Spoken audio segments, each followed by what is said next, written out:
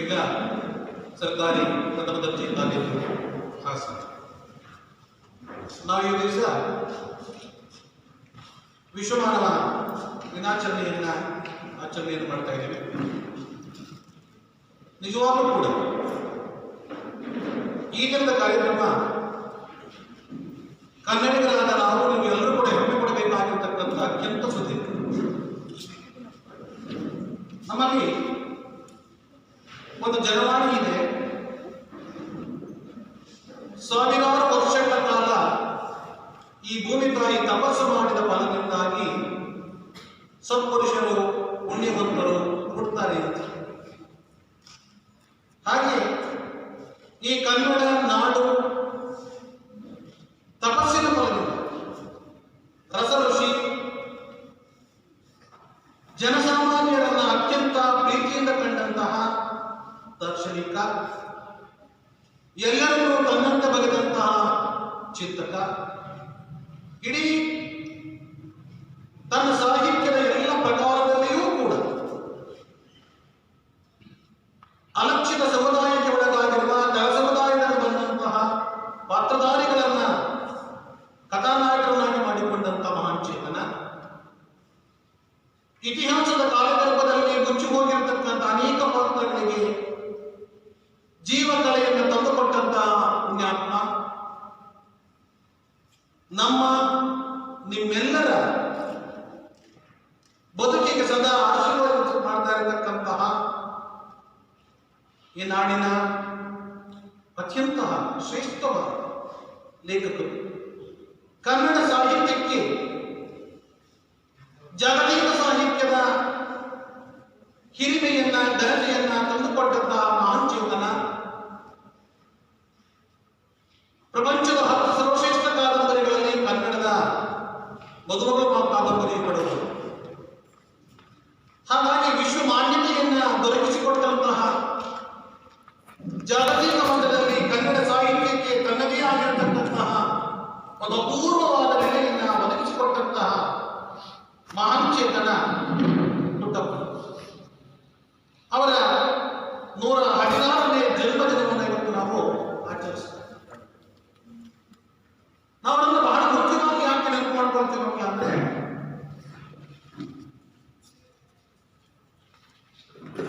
ಕನ್ನಡ ಸಾಹಿತ್ಯಕ್ಕೆ ಕನ್ನಡಕ್ಕೆ ಬಂದಂತಹ ಎಲ್ಲ ಪ್ರಶಸ್ತಿಗಳು ಕೂಡ ಈ ಕವಿಯ ಮುಖಾಂತರವೇ ಕನ್ನಡ ಸಾಹಿತ್ಯವನ್ನು ಪ್ರವೇಶವನ್ನು ಮಾಡಿದ್ದು, ರಾಷ್ಟ್ರಕವಿ ಪ್ರಶಸ್ತಿಯೊಂದನ್ನು ಹೊರತುಪಡಿಸಿ.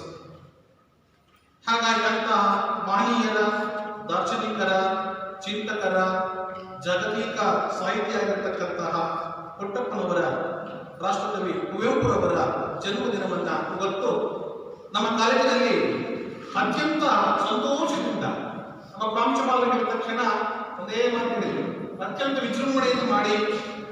ಯಾಕೆಂದ್ರೆ ಯಾವಾಗಲೂ ಕೂಡ ಡಿಸೆಂಬರ್ನಲ್ಲಿ ನಮಗೆ ರಜೆ ಬರ್ತಾ ಇದೆ. ಹಾಗಾಗಿ ಆಚರಣೆಯನ್ನು ಮಾಡಲಿಕ್ಕೆ ಆಗ್ತಾನೆ ಇಲ್ಲ. ಕೇವಲ ಔಪಚಾರಿಕವಾಗಿ PG ವಿಭಾಗದಲ್ಲಿ ಆಚರಣೆಯನ್ನು ಮಾಡ್ಕೊಳ್ತಾ ಇದ್ದಾರೆ. ಆದರೆ ಕಾಲೇಜಿನ ಒಟ್ಟಾರೆ ಕಾಲೇಜಿನಿಂದ ಆಚರಣೆ ಮಾಡ್ತಾ ಇರ್ತಕ್ಕಂಥದ್ದು ಬಹಳ ಕಡಿಮೆ, ಮೊದಲ ಬಾರಿಯಾಗಿದ್ದರಿಂದ ಈ ಕಾರ್ಯಕ್ರಮವನ್ನು ಬಹಳ ಅರ್ಥಪೂರ್ಣವಾಗಿ ಆಚರಿಸಬೇಕಂತೇಳಿ ಪ್ರಾಂಶುಪಾಲರು ಆದೇಶವನ್ನು ನೀಡಿದ್ರಿಂದ ಆದೇಶ ಪ್ರಕಾರವಾಗಿ ಇವತ್ತು ನಾವು ಕಾರ್ಯಕ್ರಮವನ್ನು ಹಮ್ಮಿಕೊಂಡಿದ್ದೀವಿ. ಈ ಕಾರ್ಯಕ್ರಮವನ್ನ ಪ್ರಾರ್ಥನೆಯೊಂದಿಗೆ ಆರಂಭಿಸೋಣ. ಕುಮಾರಿ ಸಂಗೀತ ಮತ್ತು ತಂಡದ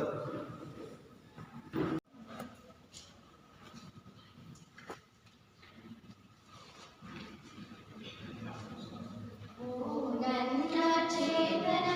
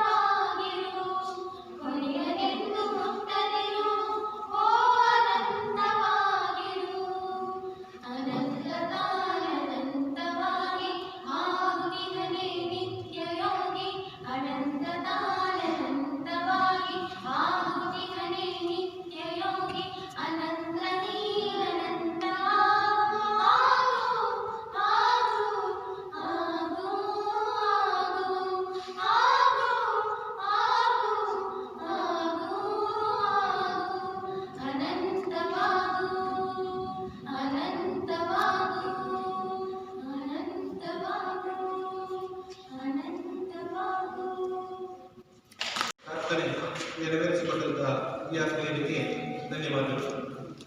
ಅರ್ಥಪೂರ್ಣವಾಗಿರತಕ್ಕಂತಹ ಕುವೆಂಪುರವರ ಗೀತೆಯನ್ನು ಹಾಡಿದ ಮಕ್ಕಳಿಗೆ ಧನ್ಯವಾದವನ್ನು ಅರ್ಪಿಸ್ತಾ ಇದ್ದೀನಿ. ಏಕೆಂದರೆ ಪುಟ್ಟಪ್ಪನವರ ಪ್ರತಿಯೊಂದು ಸಾಹಿತ್ಯದಲ್ಲಿಯೂ ಕೂಡ ಮಾನವ ಜಾತಿ ತಾವೊಂದೇ ಬಲವು ಅನ್ನತಕ್ಕಂತಹ ಸಾಲನ್ನು ಅವರ ಸಾಹಿತ್ಯದ ಎಲ್ಲ ಪ್ರಕಾರದಲ್ಲಿಯೂ ಕೂಡ ಗಮನಿಸುತ್ತಾರೆ. ಎಲ್ಲಿಯೂ ನಿಲ್ಲದಿರು ಗುಡಿಯನೆಂದು ಕಟ್ಟದಿರು ಅನ್ನತಕ್ಕಂತಹ ಸಾಹಿತ್ಯದ ಗುಡಿ ಕಟ್ಟದೇ ಬೇಡ, ದೇವಸ್ಥಾನ ಕಟ್ಟಬೇಡ ಅಂತಕ್ಕಂಥದ್ದು ಎಲ್ಲಿಯೂ ಕೂಡ ಜಾತಿ ಮತ ಧರ್ಮ ಅಂತಕ್ಕಂಥ ಸಂಕುಚಿತವಾಗಿರತಕ್ಕಂಥ ಗೋಡೆಯನ್ನು ಕಟ್ಟಬೇಡ ಅಂತಕ್ಕಂತಹ ವಿಶ್ವ ಮಾನವತೆಯ ವಿಶ್ವ ಭ್ರಾತೃತ್ವದ ಪರಿಕಲ್ಪನೆಯನ್ನ ಕಟ್ಟಿದ ಹರಿಕಾರ ವೇದಿಕೆಯಲ್ಲಿರತಕ್ಕಂತಹ ವ್ಯಕ್ತಿಗಳನ್ನ ಗಣ್ಯರನ್ನ ಹಾಗೂ ನಿಮ್ಮೆಲ್ಲರನ್ನೂ ಕೂಡ ಸ್ವಾಗತಿಸಲಿದ್ದಾರೆ ಶ್ರೀಯುತ ಹರೀಶ್ ಹೆಚ್ಚನ್, ಸಂಸ್ಕೃತ ವೇದಿಕೆಯ ಸಂಚಾಲಕರು.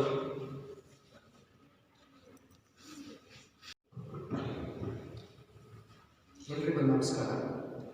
ಕರ್ನಾಟಕ ಸರ್ಕಾರ ಕಾಲೇಜು ಶಿಕ್ಷಣ ಇಲಾಖೆ ಮಹಿಳಾ ಸರ್ಕಾರಿ ಪ್ರಥಮ ದರ್ಜೆ ಕಾಲೇಜು ಹಾಸನ ಕನ್ನಡ ವಿಭಾಗ ಸಾಂಸ್ಕೃತಿಕ ವೇದಿಕೆ ಹಾಗೂ ರಾಷ್ಟ್ರೀಯ ಹಬ್ಬಗಳ ಸಮಿತಿಯ ಸಹಯೋಗದೊಂದಿಗೆ ಇಂದು ನಾವು ವಿಶ್ವ ಮಾನವ ದಿನಾಚರಣೆಯನ್ನು ಕುವೆಂಪು ಅವರ ಹುಟ್ಟುಹಬ್ಬದ ಸವಿ ನೆನಪಿನಲ್ಲಿ ಹಮ್ಮಿಕೊಂಡಿದ್ದೇವೆ. ಈ ಕಾರ್ಯಕ್ರಮದ ಉದ್ಘಾಟನೆಗೆ ಹಾಗೂ ವಿಶೇಷ ಉಪನ್ಯಾಸ ಕಾರ್ಯಕ್ರಮಕ್ಕೆ ಆಗಮಿಸಿರುವಂತಹ ಶ್ರೀ ಪಿ ಆರ್ ಶಿವಕುಮಾರ್, ಸಹಾಯಕ ಪ್ರಾಧ್ಯಾಪಕರು, ಕನ್ನಡ ವಿಭಾಗ, ಸರ್ಕಾರಿ ಗೃಹ ವಿಜ್ಞಾನ ಕಾಲೇಜು, ಹೊಳೆನರಸೀಪುರ, ಇವರು ನಮ್ಮ ಈ ಕಾರ್ಯಕ್ರಮಕ್ಕೆ ಮುಖ್ಯ ಅತಿಥಿಗಳಾಗಿ ಆಗಮಿಸಿದ್ದಾರೆ. ಇವರಿಗೆ ಕಾಲೇಜಿನ ಪರವಾಗಿ ನಿಮ್ಮೆಲ್ಲರ ಪರವಾಗಿ ಪ್ರೀತಿಪೂರ್ವಕವಾದ ಸ್ವಾಗತವನ್ನು ಅರ್ಪಿಸುತ್ತೇವೆ. ಹಾಗೂ ಈ ಕಾರ್ಯಕ್ರಮದ ಅಧ್ಯಕ್ಷತೆಯನ್ನು ವಹಿಸಿರುವಂತಹ ನಮ್ಮ ಕಾಲೇಜಿನ ಹೆಚ್ಚಿನ ಪ್ರಾಂಶುಪಾಲರು ಡಾಕ್ಟರ್ ಕೆ.ಟಿ. ಕೃಷ್ಣೇಗೌಡ ಸರ್ ಅವರಿಗೆ ನಿಮ್ಮೆಲ್ಲರ ಪರವಾಗಿ ಹಾಗೂ ಕಾಲೇಜಿನ ಪರವಾಗಿ ಪ್ರೀತಿಪೂರ್ವಕವಾದ ಸ್ವಾಗತ. ವಿಶ್ವ ಮಾನವ ದಿನಾಚರಣೆಯ ರೂವಾರಿಗಳು ಹಾಗೂ ಕನ್ನಡ ವಿಭಾಗದ ಮುಖ್ಯಸ್ಥರು ಆಗಿರುವಂತಹ ಡಾಕ್ಟರ್ ಕೆ.ಜಿ. ಕವಿತಾ ಮೇಡಮ್ ಅವರಿಗೂ ಕೂಡ ಎಲ್ಲರ ಪರವಾಗಿ ಹೃದಯ ತುಂಬಿದ ಸ್ವಾಗತ. ಈ ಕಾರ್ಯಕ್ರಮದಲ್ಲಿ ಉಪಸ್ಥಿತರಿರುವಂತಹ ಎಲ್ಲ ವಿಭಾಗದ ಮುಖ್ಯಸ್ಥರು ಹಾಗೂ ನೆಚ್ಚಿನ ಪ್ರಾಧ್ಯಾಪಕರು, ಕಚೇರಿ ಸಿಬ್ಬಂದಿ ವರ್ಗದವರು, ನಿಮ್ಮೆಲ್ಲರಿಗೂ ಕೂಡ ಈ ಕಾರ್ಯಕ್ರಮಕ್ಕೆ ತುಂಬು ಹೃದಯದ ಸ್ವಾಗತವನ್ನು ಕೋರುತ್ತೇವೆ. ಹಾಗೂ ಈ ಕಾರ್ಯಕ್ರಮದಲ್ಲಿ ಉಪಸ್ಥಿತರಿರುವಂತಹ ಮಾಧ್ಯಮ ಮಿತ್ರರು ಹಾಗೂ ನೆಚ್ಚಿನ ವಿದ್ಯಾರ್ಥಿಗಳಿಗೂ ಕೂಡ ಪ್ರೀತಿಪೂರ್ವಕವಾದ ಸ್ವಾಗತ. ಅತ್ಯಂತ ಆತ್ಮೀಯವಾಗಿ ಬರಮಾಡಿಕೊಂಡಂತಹ ಸಂಸ್ಕೃತ ವೇದಿಕೆಯ ಸಂಚಾಲಕರಾಗಿರ್ತಕ್ಕಂಥ ಸ್ನೇಹಿತರಾಗಿರ್ತಕ್ಕಂಥ ಶ್ರೀಯುತ ಹರೀಶ್ ಹೆಚ್ಚನ್ ಅವರು ಕೂಡ ಈ ಕಾರ್ಯಕ್ರಮಕ್ಕೆ ಅತ್ಯಂತ ಪ್ರೀತಿಯ ಸ್ವಾಗತವನ್ನು ವಹಿಸ್ತಾ ಇದ್ದಾರೆ. ಕಾರ್ಯಕ್ರಮ ಮುಂದುವರಿದ ಹಾಗೆ ಪ್ರಾಸ್ತಾವಿಕ ನುಡಿಯನ್ನು ಕನ್ನಡ ವಿಭಾಗದ ಮುಖ್ಯಸ್ಥರಾಗಿರ್ತಕ್ಕಂಥ ಡಾಕ್ಟರ್ ಕೆ.ಜಿ. ಕವಿತಾ ಮೇಡಮ್ ಅವರಿಂದ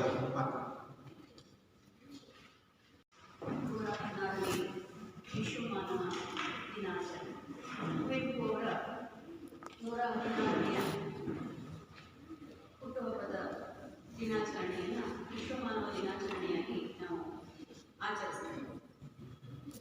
ವೇದಿಕೆಯಲ್ಲಿ ಕುಳಿತಿರುವಂತಹ ಈ ಕಾರ್ಯಕ್ರಮದ ಅಧ್ಯಕ್ಷತೆ ವಹಿಸಿಕೊಂಡಿರುವಂತಹ ಗೌರವಾನ್ವಿತ ಪ್ರಾಂಶುಪಾಲರು ಕೃಷ್ಣೇಗೌಡ ಸರಿಗೆ ಹಾಗೂ ಇಂದಿನ ಅತಿಥಿಯಾಗಿ ಆಗಮಿಸಿರುವಂತಹ ಪಿ ಆರ್ ಶಿವಕುಮಾರ್, ಹೊಳೆನರಸೀಪುರದ ವಿಜ್ಞಾನ ಕಾಲೇಜಿನ ಸಹಾಯಕ ಪ್ರಾಧ್ಯಾಪಕರು ಹಾಗೂ ನಮ್ಮ ಸಾಂಸ್ಕೃತಿಕ ಸಮಿತಿಯ ಸಂಚಾಲಕರಾಗಿರುವಂತಹ ಹರೀಶ್ ಸರ್, ನಿರೂಪಣೆಯನ್ನು ಮಾಡ್ತಾ ಇರುವಂತಹ ಮಹೇಶ್ ಸರ್, ನಮ್ಮ ಕಾಲೇಜಿನ ಎಲ್ಲ ಅಧ್ಯಾಪಕ ಬಂಧುಗಳು ಹಾಗೂ ಪ್ರೀತಿಯ ವಿದ್ಯಾರ್ಥಿಗಳಿಗೆ ಈ ಕಾರ್ಯಕ್ರಮದ ಬಗೆಗೆ ಒಂದಿಷ್ಟು ಕುವೆಂಪು ಬಗ್ಗೆ ನಮಗೆಲ್ಲರಿಗೂ ಗೊತ್ತಿದೆ. ಕುವೆಂಪುವಿನ ತತ್ವ ವೈಚಾರಿಕತೆಯ ಬಗ್ಗೆ ಇವತ್ತಿನ ಅತಿಥಿಯಾಗಿ ಬಂದಿರುವಂತಹ ಶಿವಕುಮಾರ್ ಸರ್ ಅವರು ಸಾಕಷ್ಟು ಹೇಳಿದ್ದಾರೆ. ಕುವೆಂಪು ಅವರ ವೈಯಕ್ತಿಕ ವಿಚಾರಗಳ ಬಗ್ಗೆ ಒಂದಿಷ್ಟು ಹೇಳಿ ಕುವೆಂಪು ಹೇಗಿದ್ರು ಅನ್ನೋದನ್ನು ಹೇಳೋದಕ್ಕೆ ಒಂದು 5 ನಿಮಿಷ ತಗೊಳ್ತೀನಿ.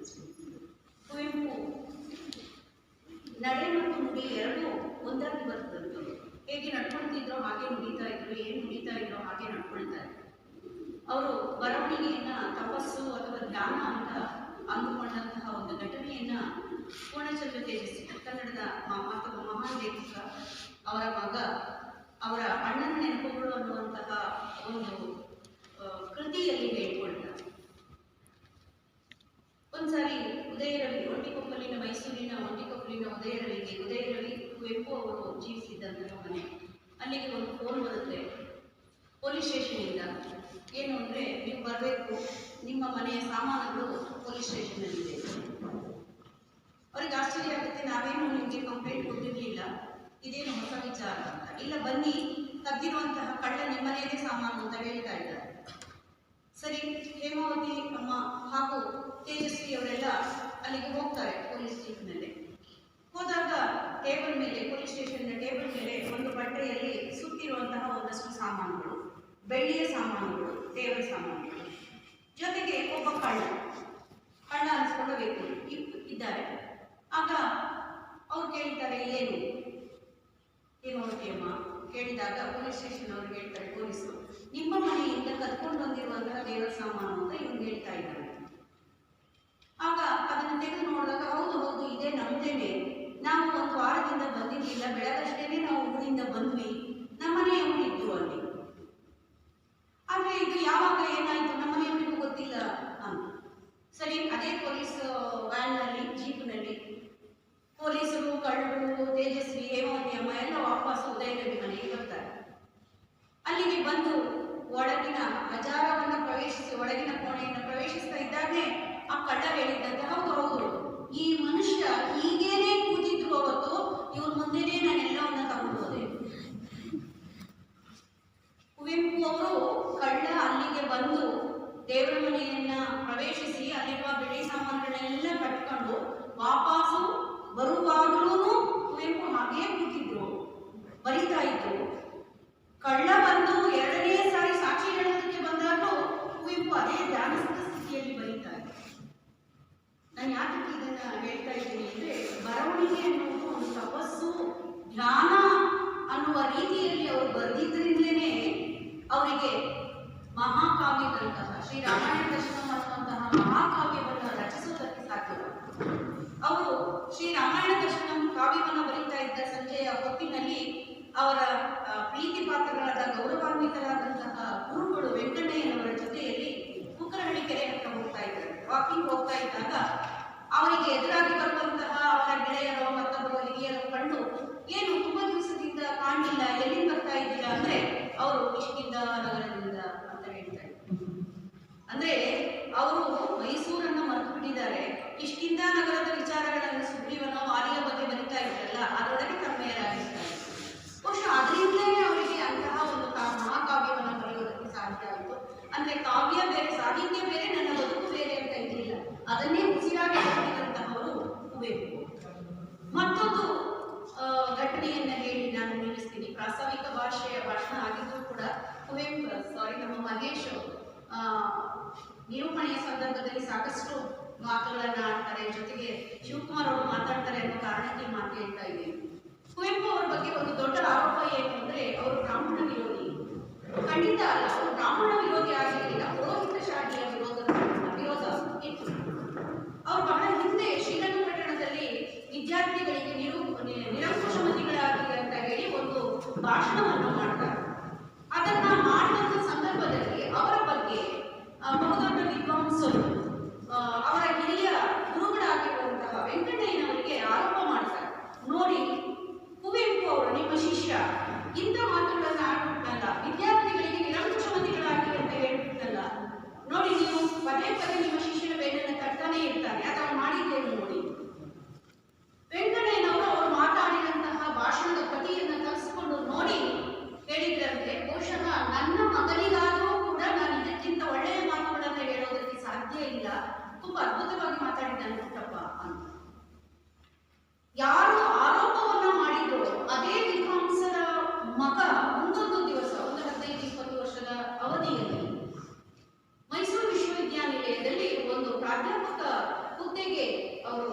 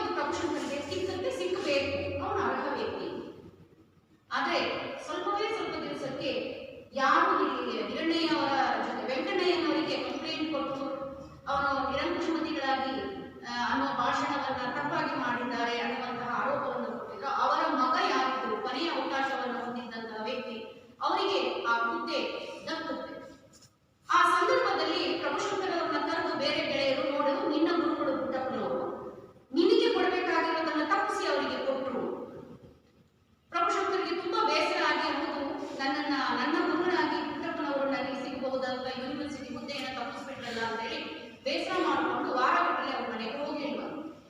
ಆ ವಿಷಯ ಕುವೆಂಪು ಅವರ ಕಿವಿಗೆ ಬಿದ್ದಾಗ ಕುವೆಂಪು ಅವ್ರನ್ನ ಕರೆಸ್ಕೊಳ್ತಾರೆ ಪ್ರಭುಶಂಕರಿಗೆ ಹೇಳ್ತಾರೆ, ನೋಡಪ್ಪ ಈಗಿನ್ನೂ ಸಣ್ಣ ವಯಸ್ಸು, ನಿನಗಿನ್ನೂ ಸಾಕಷ್ಟು ವರ್ಷಗಳವರೆಗೆ ನಿನಗೆ ಬೇರೆ ಬೇರೆ ಕಡೆಯಲ್ಲಿ ಹುದ್ದೆಯನ್ನು ಹೊಂದಿಕೊಳ್ಳುವುದಕ್ಕೆ ಅವಕಾಶಗಳಿದೆ. ಆದರೆ ಇವತ್ತು ಯಾರಿಗೆ ಪ್ರಾಧ್ಯಾಪಕ ಹುದ್ದೆ ಸಿಕ್ಕಿದೆಯೋ ಅವರಿಗೆ ಇದು ಕೊನೆಯ ಅವಕಾಶ. ಇದೊಂದು ಅವಕಾಶ ತಪ್ಪಿ ಹೋದ್ರೆ ಅವರಿಗೆ ಜೀವಮಾನದಲ್ಲಿ ಕೆಲಸ ಸಿಗೋದಕ್ಕೆ ಸಾಧ್ಯ ಇಲ್ಲ. ಜೊತೆಗೆ ಅವರಿಗೆ ಅರ್ಹತೆ ಕೂಡ ಇತ್ತು. ಅವರು ಜನರಲ್ ಆಗಿರುವಂತ ಒಂದು ಕೆಟಗರಿಯ ಕಾರಣಕ್ಕೆ ಅವರಿಗೆ ಹುದ್ದೆ ತಪ್ಪಿ ಹೋಗ್ತಾ ಇತ್ತು. ಆ ಕಾರಣಕ್ಕೆ ನಾನೇ ನಿನಗೆ ಸಿಗಬೇಕಾಗಿರುವ ಹುದ್ದೆಯನ್ನು ತಪ್ಪಿಸಿ ಅವರಿಗೆ ಕೊಟ್ಟೆ ಅನ್ನುವ ಮಾತನ್ನ. ಆಗ ಪ್ರಭುಶಂಕರ್ ಅವರು ಬರ್ಕೊಳ್ತಾರೆ, ನನ್ನ ಗುರುಗಳು ಯಾವತ್ತೂ ಕೂಡ ಬ್ರಾಹ್ಮಣ ವಿರೋಧಿ ಅಲ್ಲ, ಅವರು ಬ್ರಾಹ್ಮಣರಾಗಿದ್ದರು. ಅವರ ಯಾರು ಇವರ ಬಗ್ಗೆ ಆರೋಪ ಕೊಟ್ಟಿದ್ದೋ, ಜೊತೆಗೆ ಯಾರಿಗೆ ಪ್ರಾಧ್ಯಾಪಕ ಹುದ್ದೆಯನ್ನು ಒದಗಿಸಿಕೊಟ್ಟರು ಅವರಿಬ್ಬರೂ ಕೂಡ ಬ್ರಾಹ್ಮಣರಾಗಿದ್ದರು. ಜೊತೆಗೆ ಕುವೆಂಪು ಅವರ ಅತ್ಯಂತ ಪ್ರೀತಿಪಾತ್ರರಾದಂತಹ ಗುರುಗಳು, ಜ್ಞಾನಪೀಠ ಪ್ರಶಸ್ತಿ ವಿಜೇತ ಕೃತಿ ಶ್ರೀ ರಾಮಾಯಣ ದರ್ಶನ ಏನು ಬರೆದಿದ್ದಾರೆ ಅದನ್ನ ಅರ್ಪಿಸಿದ್ದು ಕೂಡ ವೆಂಕಣ್ಣಯ್ಯನವರಿಗೆ. ಅವರು ಕೂಡ ಬ್ರಾಹ್ಮಣರು. ಜೊತೆಗೆ ರಾಮಕೃಷ್ಣಾಶ್ರಮದಲ್ಲಿ ದೀಕ್ಷೆಯನ್ನು ಪಡೆದುಕೊಂಡಂತಹ, ದೀಕ್ಷೆಯನ್ನು ಕೊಟ್ಟಂತಹ ಶಿವಾನಂದ ಸ್ವಾಮಿಗಳು ಕೂಡ ಬ್ರಾಹ್ಮಣ.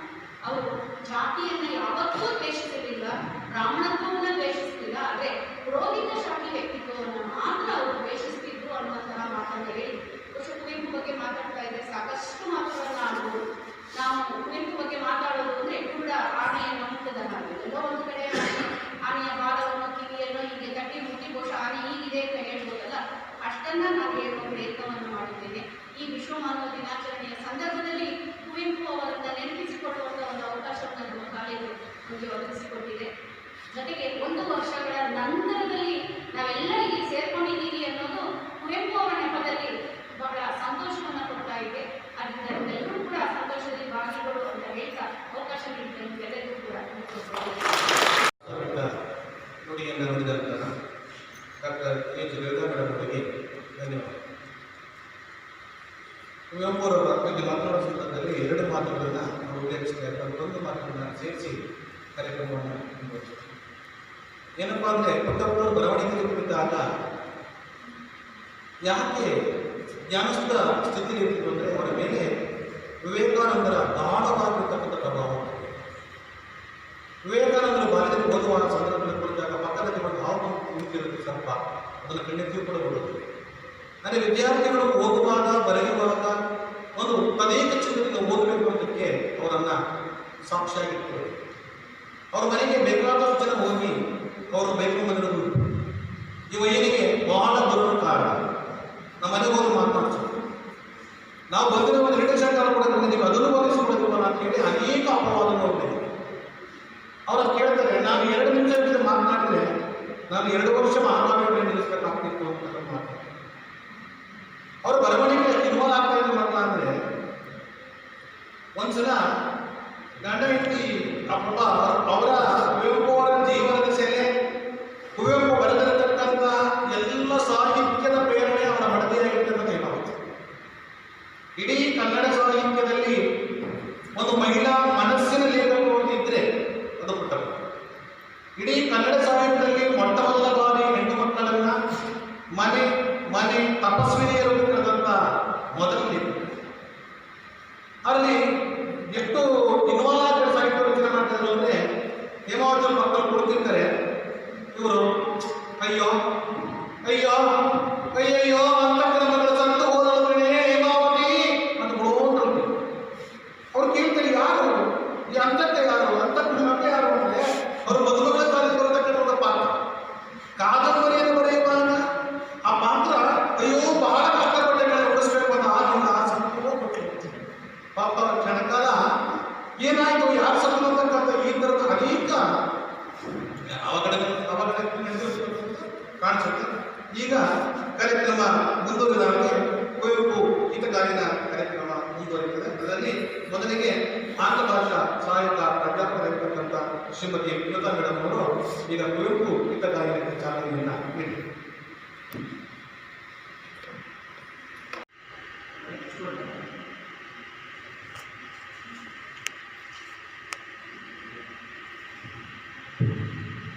ನಮಸ್ಕಾರಗಳು.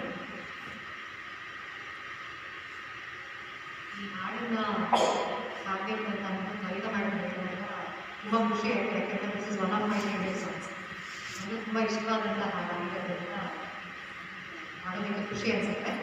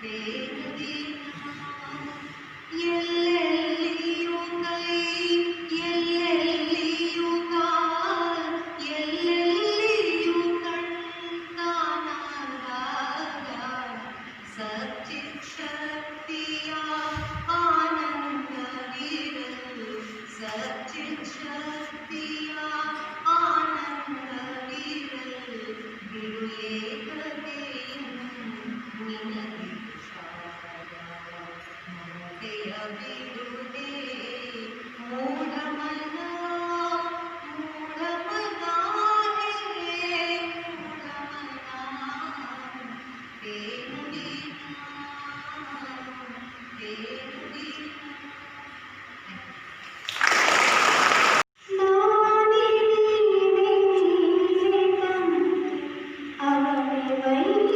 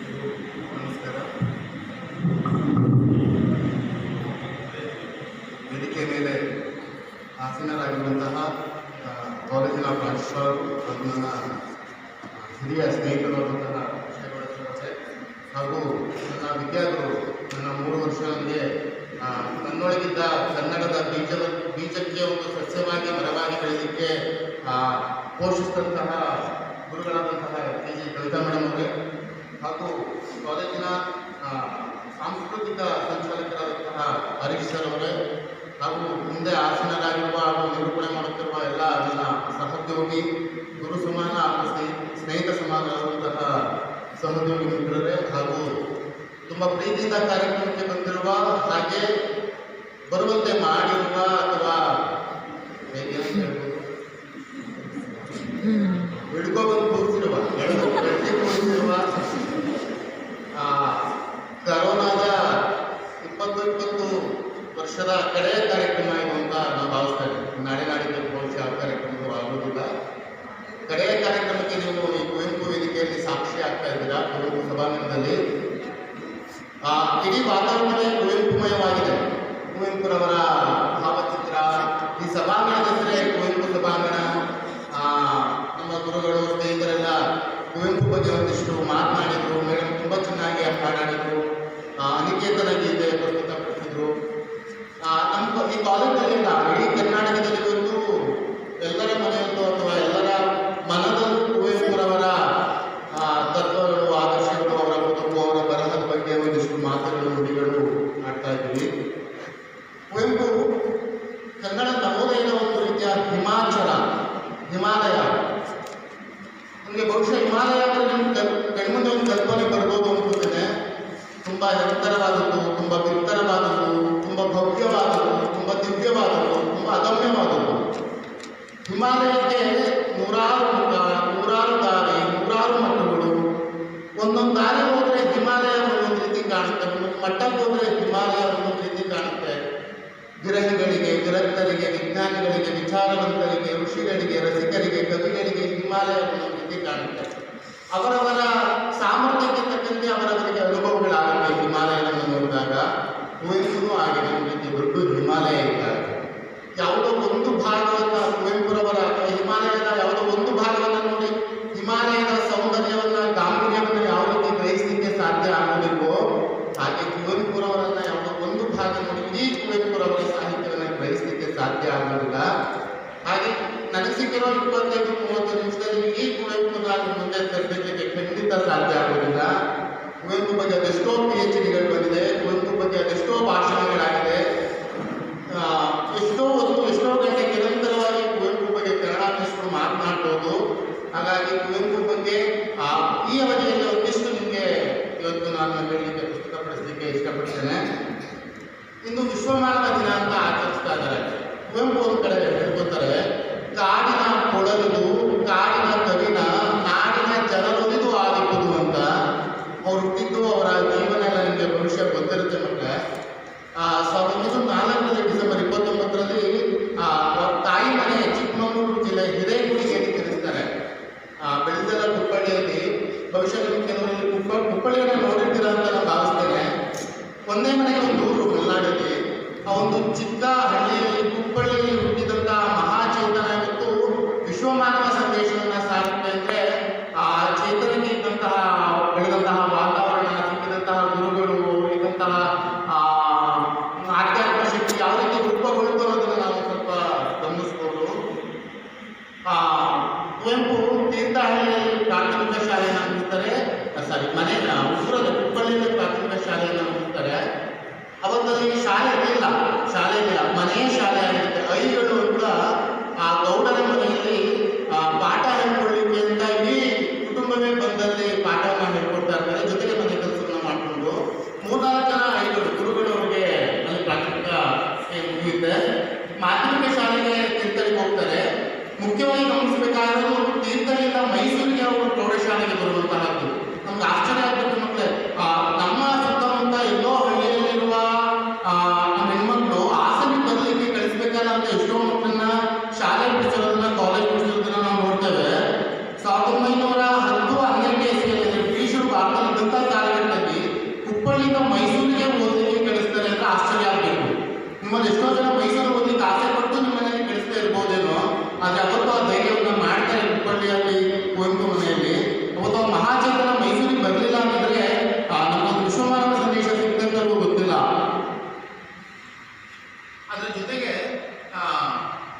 ಮಹೇಶ್ ಸರ್ ಹೇಳಿದಾಗೆ ಆ ಚೇತನ ರೂಪುಗೊಳ್ಳಲಿಕ್ಕೆ ನಾನು ಅವರ ಜೀವನ ಬಗ್ಗೆ ಸಂಕ್ಷಿಪ್ತವಾಗಿ ಹೇಳಿರ್ತೇನೆ. ಹೇಮಾವತಿ ಅವರು ನಾವು ಗಣಿತೆಯನ್ನು ನೆನಪು ಮಾಡ್ಕೊಳ್ಳೋದನ್ನು ಮುಂದಕ್ಕೆ ಹೋಗೋಕ್ಕಾಗೋದೇ ಇಲ್ಲ. ನಿಮಗೊಂದು ಆಶ್ಚರ್ಯ ಆಗಬೇಕು, ಹೇಮಾವತಿ ಅವರಿಗೆ ಹೇಮಾವತಿಯಿಂದ ಹೆಸರಿಟ್ಟಿದ್ದೇ ಕುವೆಂಪು. ಹೇಮಾವತಿ ಅವರ ನಾಮಕರಣಕ್ಕೆ ಕುವೆಂಪು ಅವರು ಹೋಗಿರ್ತಾರೆ. ಮಂಜೇಗೌಡರು ಅಂತ ಕರ್ಕೊಂಡು ಹೋಗಿರ್ತಾರೆ. ಅವ್ರ 16 ವಯಸ್ಸಾಗಿರುತ್ತೆ ಕುವೆಂಪುಗೆ. ಮೈಸೂರಿನಲ್ಲಿ ಓದ್ತಾ ಇರ್ತಾರೆ. ಆಗಾಗಲೇ ಒಂದಿಷ್ಟು ಕವಿತೆಗಳನ್ನೆಲ್ಲ ಬರೆದಿರ್ತಾರೆ ಇಂಗ್ಲೀಷ್ನಲ್ಲಿ.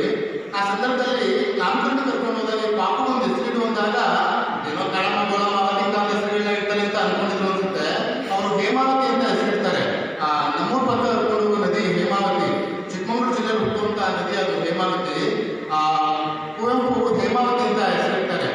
ಅದೇ ಹೇಮಾವತಿಯನ್ನ ತನ್ನ 38ನೇ ವಯಸ್ಸಿಗೆ ಮದುವೆ ಆಗ್ತಾರೆ. ಅವಾಗ ಹೇಮಾವತಿ ಅವರಿಗೆ 16 ವಯಸ್ಸಾಗಿರುತ್ತೆ. ಅಂದ್ರೆ 16 ವಯಸ್ಸಿನ ಅಂತರದ ಹೆಣ್ಣನ್ನು ಅವರು ಮದುವೆ ಆಗ್ತಾರೆ. ಮಹೇಶ್ವರಿಗಳಾಗಿ ವಿಜಯ ಅವರ ಕಾವ್ಯಕ್ಕೆ ಅವರ ಸಾಹಿತ್ಯಕ್ಕೆ ಹೇಮಾವತಿ ಅವರೇ ಪ್ರೇರಣೆ. ಅದಕ್ಕೊಂದು ನಿದರ್ಶನ ಏನಪ್ಪ ಅಂದ್ರೆ ಅಣ್ಣನ ಮಗಳು ಗಂಡ ಕುವೆಂಪು ಅವರಿಗೆ ಕಾರಣ ನೆನಪು ಮಾಡ್ಕೊತಾರೆ.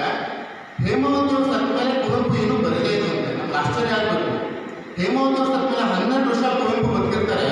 ಅದು ಕಡೆ 2 ವರ್ಷದಲ್ಲಿ ಅವರು ಅಂದ್ರೆ ಅಷ್ಟು ನೆನಪಿರಲ್ಲ ಅವರಿಗೆ. ಕಡೆ 2 ವರ್ಷಗಳು, ಆ 10 ವರ್ಷಗಳು ಅವ್ರೇನು ಬರೆಯೋದೇ ಇಲ್ಲ. ಅಂದ್ರೆ ತನ್ನ ಮಡದಿ ಸತ್ತ ಮೇಲೆ ಅವ್ರೇನು ಬರೆಯೋದೇ ಇಲ್ಲ. ಅವ್ರ ಆತ್ಮಚರಿತೆಯು ಅಲ್ಲಿಗೆ ಇರುತ್ತೆ. ಹಿಚಿ ಗೋರ್ಲಿಂಗಯ್ಯ ಅಂತ ಹಂಪಿ ಯೂನಿವರ್ಸಿಟಿಯಲ್ಲಿ PC ಆಗಿರ್ತಾರೆ. ಅವರೊಂದು ಕೃತಿಯಲ್ಲಿ ಪ್ರಸ್ತಾಪ ಮಾಡ್ತಾರೆ. ಹೇಮಾವತಿ ಅವರು ಸತ್ತಾಗ ಹೇಮಾವತಿ ಅವರ 2 ಕಾಲುಗಳನ್ನ ಮುಟ್ಟಿ ನಮಸ್ಕಾರ ಮಾಡ್ಕೋತಾರಂತೆ ಕುವೆಂಪು. ಅಂದ್ರೆ ತನ್ನ ಹೆಂಡತಿಗೆ, ಒಂದು ಮಹಿಳೆಗೆ ಕುವೆಂಪು ಇಷ್ಟು ಗೌರವವನ್ನು ಕೊಡ್ತಾ ಇದ್ದಾರೆ. ಅದಕ್ಕೆ ಒಂದು ಇನ್ನು ಅವರ ಸಾಹಿತ್ಯದಲ್ಲಿ ನಾವು ನೋಡ್ಬೋದು. ಕನ್ನಡದ ಒಂದು 2 ಮೇರು ಕಾದಂಬರಿಗಳು, ಪ್ರತಿ 2ನೇ ಕಾದಂಬರಿ, 3ನೇ ಕಾದಂಬರಿ ಬರೀತಾ ಇರುತ್ತೆ. ಅದಾಗ್ತಿಲ್ಲ. ಹೇಮಾವತಿ ಅವರು ಸತ್ತೋಗ್ತಾರೆ. ಒಂದಿಷ್ಟು ಪರ್ಯಟನೆ ಮಾಡಬೇಕಿರುತ್ತೆ. ಆ 3ನೇ ಕಾದಂಬರಿ ಪೂರೈಸಲಿಕ್ಕೆ ಆಗಲ್ಲ. ಅವ್ರ 2 ಕಾದಂಬರಿಗೆ ಕೊಡುವ ಹೆಸರು ಸಹ ಹೆಣ್ಮಕ್ಳ ಹೆಸರೇ. ಕಾನೂನು ಹೆಂಡತಿ ಮತ್ತು ಮದುಮಗಳು, ಮನೆಗಳಲ್ಲಿ ಮದುಮಗಳು ಅಂತ ಹೆಸರುಗಳನ್ನ ಕೊಡ್ತಾರೆ ಅವರು.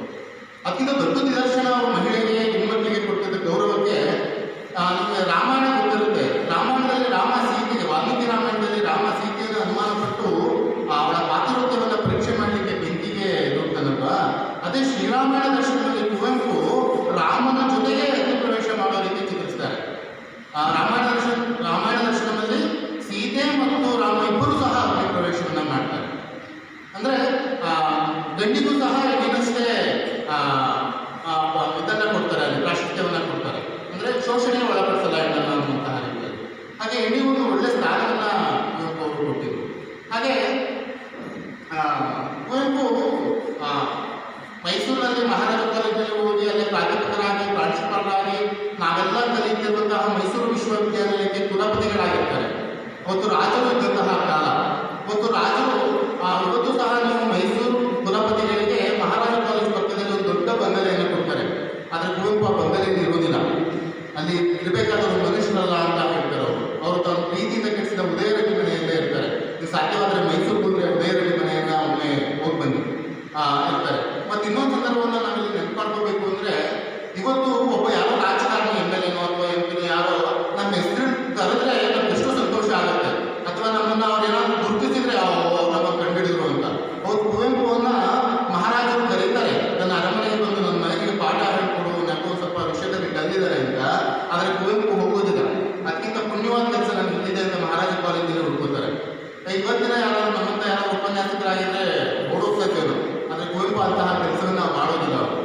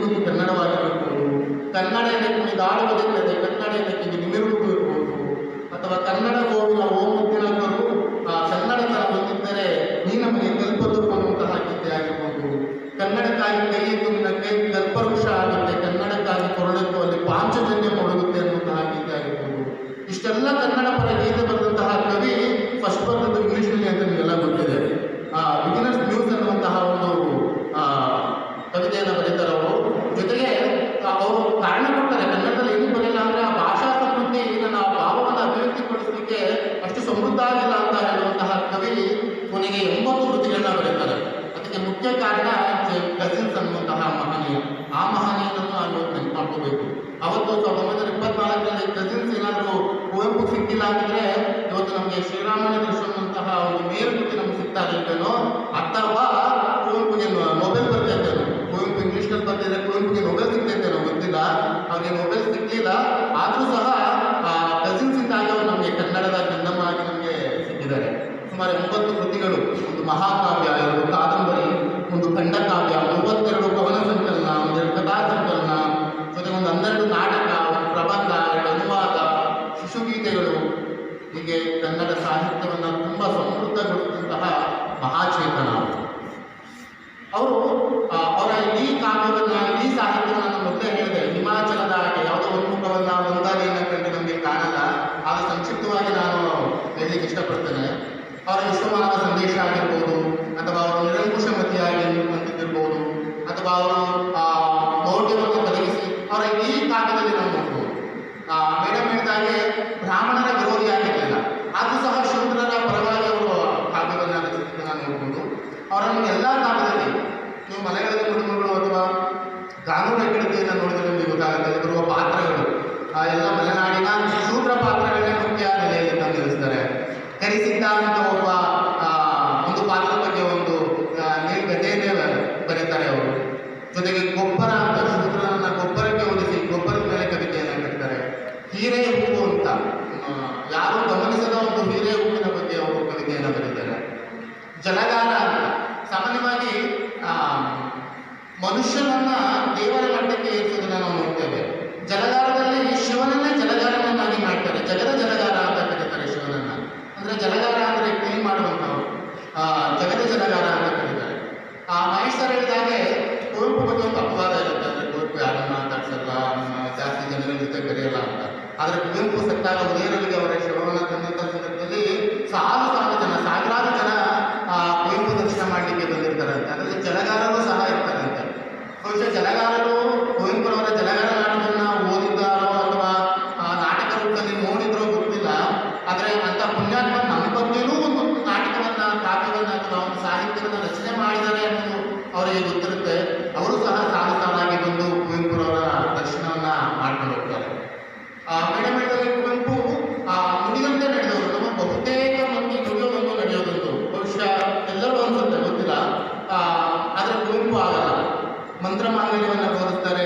ತನ್ನ ಎಲ್ಲ 4 ಮಕ್ಕಳನ್ನು ಸರಳವಾಗಿ ವಿವಾಹವನ್ನು ಮಾಡ್ತಾರೆ.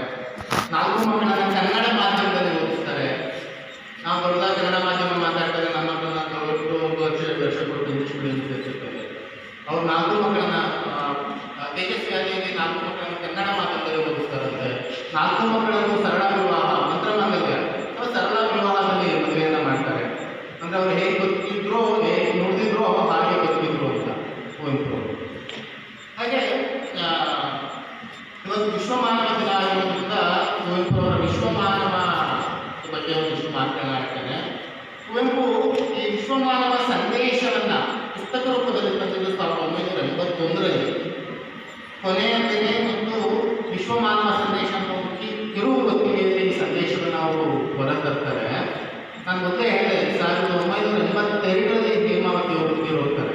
ಆಮೇಲೆ ಅವರು ಏನು ಅವರಲ್ಲಿ ಏನೇನು ವಿರಾಮವನ್ನು ಕೊಡ್ತಾರೆ ಅಂತ 1981ರಲ್ಲಿ ವಿಶ್ವಮಾನವ ಸಂದೇಶವನ್ನು ಅವರು ಹೊರತರ್ತಾರೆ. ಈ ವಿಶ್ವಮಾನವ ಸಂದೇಶ ಏಕಾಏಕಿ ಅವರಿಂದ ಬಂದದ್ದಲ್ಲ. ಅವರ ಸಾಹಿತ್ಯವನ್ನು ಮೊದಲಿಂದ ನೋಡಿಕೊಂಡು ಸಹ ಅವರಲ್ಲಿ ವಿಶ್ವಮಾನವ ಸಂದೇಶ ಮತ್ತು ಈ ವೈಚಾರಿಕತೆಯ ವಿಚಾರಗಳನ್ನ ನಾವು ನೋಡ್ಬೋದು. ನೋಡಿ, 100 ದೇವರನ್ನೆಲ್ಲ ಶಿವಾಜಿಗೂಡ ಆಟಭಾಂಬೆ ದೇವಿಯನ್ನು ಪೂಜಿಸುವ ಭಾರ. ಇವತ್ತು ಈ ಮಾಧ್ಯಮಗಳ ಹಾವಳಿ, ಇವತ್ತು 100 ದೇವರನ್ನೆಲ್ಲ ನೂಕಾಚಿ ದೂರ ಅಂತಿದ್ರೆ ದೊಡ್ಡ ಎಪಿಸೋಡ್ ಆಗ್ತಿರ್ತೇನೆ ಇವತ್ತಿಗೆ. ಮುಂದಿನ ಸಾಲ ನಾವು ಹೇಳ್ತಲೇ ಇರಲಿಲ್ಲ. ಬರೀ 100 ದೇವರನ್ನೆಲ್ಲ ನೂಕಾಚಿ ದೂರ ಅಂತ ಮಾತ್ರ ತೋರಿಸ್ತಾ ಇದ್ರು, ಎಲ್ಲೇ ತೋರಿಸ್ತಾ ಇದ್ರು. ಬಾಳಭಾಂಬೆ ದೇವಿಯನ್ನು ಪೂಜಿಸುವ ಭಾರ ಸಾಲೇ ತೋರಿಸ್ತಾ ಇರಲಿಲ್ಲ. ನಮಗೆ ಗೊತ್ತಾಗಿದೆ. ಒಂದಿಷ್ಟು ಧೈರ್ಯವನ್ನು ಪಡೆದು ನೋಡಿ, ಯಾವ ಮತದವನೂ ಅಲ್ಲ ನಾವು, ಎಲ್ಲ ಮತದವನು ಅಂತ ಹೇಳ್ತಾರೆ. ಆ ಮತದ ಈ ಮತದ ಸಹವಾಸ ಸಾಕಿನ್ನು ಸಾಲವೇ ಮನುಜ ಮತಕ್ಕೆ ಅಂತ ಹೇಳ್ತಾರೆ. ಈಗ ಅವರು ವಿಶ್ವಮಾನವ ಸಂದೇಶದಲ್ಲಿ ಹೇಳಿದಲ್ಲ, ಅವರ ಸಾಹಿತ್ಯದಲ್ಲಿ ಬರುವಂತಹ ಸಾಲುಗಳು ನೋಡಿ, ಎಂಥ ಸಾಲನ ಹೇಳ್ತಾರೆ. ಯಾವ ಕಾಲದ ಶಾಸ್ತ್ರ ಏನ ಹೇಳಿದರೆ ಏನು, ಎದೆಯ ತಲೆಗೂ ಮಿಗಿಲಾದ ಶಾಸ್ತ್ರ ಎಂಬುದೇನು ಅಂತ ಮಾತನಾಡ್ತಾರೆ. ಗುಡಿ ಚರ್ಚು ಮಸೀದಿಗಳನ್ನ ಬಿಟ್ಟು ಹೊರಬಂದೇ ಹೇಳ್ತಾರೆ. ಯಾವತ್ತೋ ಹೇಳಿದ್ರು ಗುಡಿ ಚರ್ಚು ಮಸೀದಿಗಳನ್ನ ಬಿಟ್ಟು ಹೊರಬನ್ನಿ ಅಂತ. ನಾವು ಇವತ್ತೂ ಹೊರಬಂದಿಲ್ಲ, ಬಹುಶಃ ಮುಂದೆನೂ ಹೊರಬರೋದು ಡೌಟು. ನಾವು ಇನ್ನೂ ಗುಡಿ ಚರ್ಚು ಮಸೀದಿಗಳಲ್ಲೇ ಇರ್ತೇವೆ. ಅವ್ರು ಮುಂದಿನ ಸಾಲ ನಾವು ಹೋಗ್ಬೇಕು, ಗುಡಿ ಚರ್ಚು ಮಸೀದಿಗಳನ್ನ ಬಿಟ್ಟು ಹೊರಬನ್ನಿ ಅಂತಾರೆ. ಏನು ಹೊರಬನ್ನಿ ಅಂತಾರೆ ಅಂದರೆ ಬಡತನವ ಗುಣಮಟ್ಟ ಕೇಳಬನ್ನಿ ಅಂತ. ಬಡತನವ ಗುಣಮಟ್ಟ ಕೇಳಬನ್ನಿ ಅಂತ ಹೇಳ್ತಾರೆ ಅಂದರೆ ಬಡತನಕ್ಕೆ ಗುಡಿ ಚರ್ಚು ಮಸೀದಿಗಳೇ ಕಾರಣ ಅನ್ನೋದಾಯಿತು. ಅಂದರೆ ನೀವು ಆ ಮೌಢ್ಯದಿಂದ ಹೊರಗಡೆ ಬನ್ನಿ ಅಂತ ಹೇಳ್ತಾರೆ. ಆ ಮೂರ್ತಿ ಪೂಜೆ ಅಥವಾ ಗುಡಿಗಳು ಚರ್ಚುಗಳು ಇದರಿಂದ ಹೊರಗಡೆ ಬನ್ನಿ ಅಂತ ಹೇಳ್ತಾರೆ. ಇವರ ಸಾಹಿತ್ಯದಲ್ಲಿ ವೈಚಾರಿಕತೆಯನ್ನು ಇಡೀ ಸಾಹಿತ್ಯದಲ್ಲಿ ನೋಡ್ಬೋದು. ಆನಂತರ ಇವರು ವಿಶ್ವಮಾನವ ಸಂದೇಶವನ್ನು ಹೇಳುತ್ತಾರೆ. ನೀವು ಪ್ರಾರ್ಥನೆಯಲ್ಲಿ ಆಡಿದಂತಹ ಅನಿಕೇತನ ಗೀತೆಯನ್ನು ಮುಂದೆ ಬರೆದಿರ್ತಾರೆ. 1956ರಲ್ಲಿ ಅವರು ಅನಿಕೇತನ ಗೀತೆಯನ್ನು ಬರೆದಿರ್ತಾರೆ ಕುವೆಂಪು ಅವರು. ಅದನ್ನು ಈ ವಿಶ್ವಮಾನವ ಸಂದೇಶದ ಜೊತೆಗೆ ಸೇರಿಸ್ತಾರೆ. ಮತ್ತು ಮೇಡಮೇದಾಗಿ ನಿರಂಕುಶಮತಿಗಳಾಗಿ ಒಬ್ಬರಿಗೆ ಶ್ರೀರಂಗಪಟ್ಟಣದಲ್ಲಿ ಕರೆ ಕೊಡ್ತಾರೆ. ಇಡೀ ಸಾಹಿತ್ಯದಲ್ಲಿ ವೈಚಾರಿಕತೆಯನ್ನು ಅವರ ಸಾಹಿತ್ಯವನ್ನು ಗುರುತಿಸ್ತಾ ಹೋಗ್ಬೋದು. ಜೊತೆಗೆ ಕೊನೆಗೆ ವಿಶ್ವಮಾನವ ಸಂದೇಶ ಅಂತ ಒಂದು ಸಂದೇಶವನ್ನು ಕಿರುವೊತ್ತಿಗೆಯಲ್ಲಿ ತಗೊಂಡ್ಬರ್ತಾರೆ. ಆ ಸಂದೇಶದಲ್ಲಿ ಅವರು ವಿವೇಕಾನಂದರನ್ನ, ಬುದ್ಧರನ್ನ, ಪರಮಹಂಸರನ್ನ ನೆನಪು ಮಾಡ್ಕೊತಾರೆ. ಮತ್ತು ಅವರಿಗೆ ಲೋಹಿಯ, ಗಾಂಧಿ, ವಿವೇಕಾನಂದ, ಬುದ್ಧ, ಪರಮಹಂಸ ಇವರೆಲ್ಲ ಪ್ರೇರಣೆ ಆಗಿರ್ತಾರೆ. ಅವ್ರ ಬಗ್ಗೆ ಎಷ್ಟು ಮಾತಾಡಿದ್ರೆ ಏನೋ ಮಾತಾಡಿದ್ರೆ ಮತ್ತೆಲ್ಲೋ ಕೊರತೆ ಕಾಣ್ತಾ ಇರುತ್ತೆ ನಮಗೆ. ಇದನ್ನು ಹೇಳ್ಬೋದಿತ್ತಲ್ಲ ಅಂತ ಅನಿಸ್ತಾ ಇರುತ್ತೆ. ಅವರು ಪ್ರೌಢಶಾಲೆ ಬಂದಾಗ ಆನಂದ ವಿಹಾರ ಅನ್ನೋ ಒಂದು ಹೋಟೆಲಲ್ಲಿ ಉಳ್ಕೊಂಡಿರ್ತಾರೆ. ಅಲ್ಲೆಲ್ಲ ಅವರಿಗೆ ಹುಷಾರಿಲ್ಲದೆ ಕೆಚ್ಚಿ ಮೈಯೆಲ್ಲ ಕೆಚ್ಚಿ ಆಗಿರುತ್ತೆ. ಆಮೇಲೆ ಕರ್ಕೊಂಡೋಗಿ ಅವ್ರನ್ನ ಒಬ್ಬರು ಯಾರೋ ಆಶ್ರಮಕ್ಕೆ ಅವ್ರನ್ನ ಕರ್ಕೊಂಡೋಗಿ ಸೇರಿಸ್ತಾರೆ.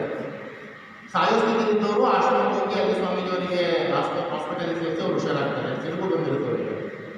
ಅವ್ರು ಬಹುಶಃ ಆಶ್ರಮಕ್ಕೆ ಹೋಗಿಲ್ಲ ಅಂದರೆ ಅವ್ರಿಗೆ ಈ ರೀತಿಯ ಒಂದು ವಾತಾವರಣ ನಿರ್ಮಾಣ ಆಗ್ತಿರೋ ಗೊತ್ತಿಲ್ಲ ಒಂದು. ಮತ್ತು ಅವರು ಮೈಸೂರಿಗೆ ಹೋದಾಗ ಬಹುಪಾಲು ಸಮಯವನ್ನು ಲೈಬ್ರರಿಯಲ್ಲಿ ಕಳೀತಾರೆ. ಗ್ರಂಥಾಲಯದಲ್ಲಿ ತನ್ನ ಬಹುಪಾಲು ಸಮಯವನ್ನು ಕಳೆದು 16ನೇ ವಯಸ್ಸಿಗೆ ಇಂಗ್ಲೀಷ್ನಲ್ಲಿ ಪ್ರೌಢಿಮೆಯನ್ನು ಸಾಧಿಸ್ಕೋತಾರೆ ಅಂದರೆ ಅದು ಸಾಮಾನ್ಯವಾದ ಮಾತಲ್ಲ. ಅಂದರೆ ಮೇಡಮ್ ಹೇಳಿದಾಗ ಓದಿನ ತಪಸ್ವಿ ಅವರು, ತಪಸ್ವಿಯಾಗಿರು, ಓದಿನಲ್ಲಿ ತಪಸ್ವಿಯಾಗಿರು. ಅವ್ರಿಗೆ ಗ್ರಂಥಾಲಯ ಜೊತೆಗೆ ವಿವೇಕಾನಂದ ಆಶ್ರಮ, ಅವತ್ತಿನ ಗಾಂಧೀಜಿ, ಅವತ್ತಿನ ಲೋಹಿಯಾ, ಅವತ್ತಿನ ವಿನೋಬಾ ಭಾವೆ, ಅವರು ಓದಿದಂತಹ ಬುದ್ಧ, ವಿವೇಕಾನಂದ, ರಾಮಕೃಷ್ಣ ಪರಮಹಂಸರು ಇವರೆಲ್ಲರೂ ಅವರ ಸಾಹಿತ್ಯಕ್ಕೆ ಪ್ರೇರಣೆ ಆಗ್ತಾರೆ. ಅವರೆಲ್ಲರ ಪ್ರಭಾವದಿಂದ ಒಂದು ವಿಶ್ವಮಾನವ ಸಂದೇಶ ಹೊರಹೊಮ್ಮಲಿಕ್ಕೆ ಬಹುಶಃ ಕಾರಣ. ಆ ವಿಶ್ವಮಾನವ ಸಂದೇಶದಲ್ಲಿ ಅವರು ಮೊದಲು ಹೇಳುವಂತಹದೇ ವಿವೇಕಾನಂದರ ಮಾತುಗಳನ್ನ ಅವರು ಪ್ರಸ್ತಾಪ ಮಾಡ್ತಾರೆ. ಒಂದು ಮಗು ಹುಟ್ಟುವಾಗ ವಿಶ್ವಮಾನವನಾಗೆ ಹುಟ್ಟುತ್ತೆ, ನಾವೆಲ್ಲ ಸೇರಿಕೊಳ್ಳುವ ಮಗುವನ್ನ ಅಲ್ಪ ಮಾನವನನ್ನಾಗಿ ಮಾಡ್ತೇವೆ ಅಂತ. ನಮ್ಮನ್ನು ಒಂದು ಮಗು ಹುಟ್ಟುತ್ತೆ ಅಂದರೆ ಪಾಪ ಏನು ಗೊತ್ತಿಲ್ಲ, ಇವತ್ತು ಭಾಷೆನೂ ಗೊತ್ತಿಲ್ಲ, ನಾನು ಅಪ್ಪ ಅವಳು ಅಮ್ಮ ಅನ್ನೋದು ಸಹ ಗೊತ್ತಿರಲ್ಲ. ಅಲ್ಲಿಂದ ನಾವು ಶುರುಚ್ಕೊ ಬರ್ತೇವೆ. ನೀನು ಅವ್ರ ಮನೆಗೆ ಹೋಗ್ಬೇಡ, ನೀನು ಅವ್ರು ಮಾತಾಡಿಸ್ಬೇಡ, ನೀನು ಅವ್ರ ಮನೆಗೆ ತಿನ್ಬೇಡ, ನೀನು ಅವ್ರ ಮನೆಗೆ ಹೋಗ್ಬೇಡ, ಅವ್ರು ನಮ್ಮ ಮನೆಗೆ ಇಲ್ಲಿವರೆಗೆ ಮಾತ್ರ ಬರಬೇಕು, ಇನ್ನೊಂದು ಜಾತಿಯವರು ಅಲ್ಲಿವರೆಗೆ ಮಾತ್ರ ಬರಬೇಕು, ಇನ್ನೊಬ್ರು ಇನ್ನೂ ಒಳಗೆ ಬರ್ಬೋದು. ನಾವು ಬೆಟ್ಟಾಗ್ತೇವೆ. ಈ ನಮ್ಮ ವಿದ್ಯೆ ನಾವೆಲ್ಲ ಕೂತ್ಕೊಂಡು 4 ಗೋಡೆಗಳ ಮಧ್ಯೆ ಇವತ್ತೇನು ಕಲಿತಿದ್ದೀವಿ, ಈ ವಿದ್ಯೆ ನಮ್ಮನ್ನು ವಿಶ್ವಮಾನವರನ್ನಾಗಿ ಮಾಡಬೇಕು. ಅದು ನಮ್ಮ ಇವತ್ತಿನ ಶಿಕ್ಷಣದ, ಇವತ್ತಿನ ಸಂಸ್ಕೃತಿಯ, ಇವತ್ತಿನ ಸಮಾಜದ ಹೊಣೆ ಅಂತಾರೆ ಕುವೆಂಪು. ನಮ್ಮನ್ನೆಲ್ಲ ವಿಶ್ವಮಾನವರನ್ನಾಗಿ ಮಾಡಬೇಕು ಅಂತ. ಬಹುಶಃ ಅದೇ ಕಾರಣಕ್ಕೆ ಕುವೆಂಪುರವರ ಜನ್ಮದಿನವನ್ನು ವಿಶ್ವಮಾನವ ದಿನ ಅಂತ ಆಚರಣೆ ಮಾಡಿ ಅಂತ ಸರ್ಕಾರ ಹೇಳಿರ್ಬಹುದೇನೋ. ನಮ್ಮ ಎಲ್ಲ ಜಯಂತಿಗಳು ಬಹುಶಃ ಅತಿ ಮಾತ್ರ ಸೀಮಿತ ಆಗ್ತಿರೋದು ನಮ್ಮ ದೊಡ್ಡ ದುರಂತ. ಒಂದೇ ದಿನಕ್ಕೆ ಸೀಮಿತ ಆಗ್ತಾ ಇದೆ. ಮತ್ತು ನಾಳೆಗೆ ಕುವೆಂಪು ಯಾರೋ, ನಾನೇ ಯಾರೋ, ನೀನೇ ಯಾರೋ, ಎಲ್ಲ ಯಾರ್ಯಾರೋ ಆಗ್ತದೆ. ಕುವೆಂಪು ಹೇಳೋದು ಜಾತಿ, ಮತ, ಭಾಷೆ, ಜನಾಂಗ, ಧರ್ಮ ಇವುಗಳಿಂದ ಹೊರಬಂದು ವಿಶ್ವಮಾನವ ಆಗಬೇಕು ಅನ್ನುವಂತಹದನ್ನು ಹೇಳ್ತಾರೆ. ಅವರು ಪಂಚಮಂತ್ರಗಳು, ಸಪ್ತ ಸೂತ್ರಗಳು ಜೊತೆಗೆ ಅನಿಕೇತನ ಪದ್ಯವನ್ನು ಆ ಸಂದೇಶದಲ್ಲಿ ಸೇರಿಸ್ತಾರೆ. ಯಾವಪ್ಪ ಪಂಚ ಮಂತ್ರಗಳು ಅಂದರೆ ಒಂದೇದು ಮನುಜ ಮತ. ನಮ್ಮಲ್ಲಿ ಸಾವಿರಾರು ಮತಗಳಿದೆ. ಮಕ್ಕಳಿಗೆ ಧರ್ಮ ಅಂದರೆ ಬೇರೆ, ಮತ ಅಂದರೆ ಬೇರೆ. ಅವರು ಧರ್ಮದ ಬಗ್ಗೆ ಎಲ್ಲೂ ಹೇಳೋದಿಲ್ಲ. ಅವರು ಅದನ್ನು ಮತ ಅಂತಾರೆ. ಹಿಂದೂ ಧರ್ಮ ಮತ, ಅದನ್ನು ಮತ ಅಂತಾರೆ.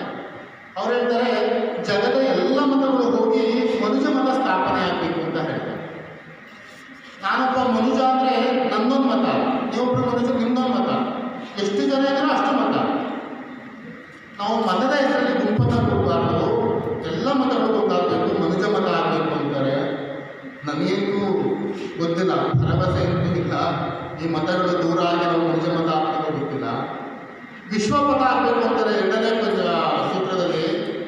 ವಿಶ್ವವೇ ಪಥ ಆಗಬೇಕು ಅಂತಾರೆ, ಅಂದರೆ ವಿಶ್ವ ಕುಟುಂಬಿ ಆಗಬೇಕು ಅಂತಾರೆ. ವಿಶ್ವ ಕುಟುಂಬಿ ಆಗಬೇಕು ಅಂತಾರೆ. ಇವತ್ತಿಗೆ ಈ ಕುವೆಂಪುರವರ ವಿಶ್ವ ಮಾನವ ಸಂದೇಶ ಎಷ್ಟು ಪ್ರಸ್ತುತ ಅಂದರೆ ಅಹಿಂಸೆ ಆಳೋಗಿದೆ, ಇಡೀ ಜಗತ್ತಲ್ಲಿ ಹಿಂಸೆ ಆಗುತ್ತಿದೆ, ಅರಾಜಕತೆ ಜಾಸ್ತಿ ಆಗಿದೆ, ದೇಶಗಳ ನಡುವೆ ಕಲಹಗಳು, ರಾಜ್ಯಗಳ ನಡುವೆ ಕಲಹಗಳು, ಕೋಮುವಾದ ಜಾಸ್ತಿ ಆಗಿದೆ. ಯಾವತ್ತೋ ಹೇಳಿದ ಕುವೆಂಪು ಸಂದೇಶ ಇವತ್ತಿಗೂ ಪ್ರಸ್ತುತ, ಭವಿಷ್ಯ ಎಷ್ಟೋ ಶುದ್ಧವಾದ ಪ್ರಸ್ತುತ ಅಂತ ಗೊತ್ತಿಲ್ಲ. ಅಂದರೆ ವಿಶ್ವ ಕುಟುಂಬಿ ಆಗುತ್ತೆ ಗೊತ್ತಿಲ್ಲ.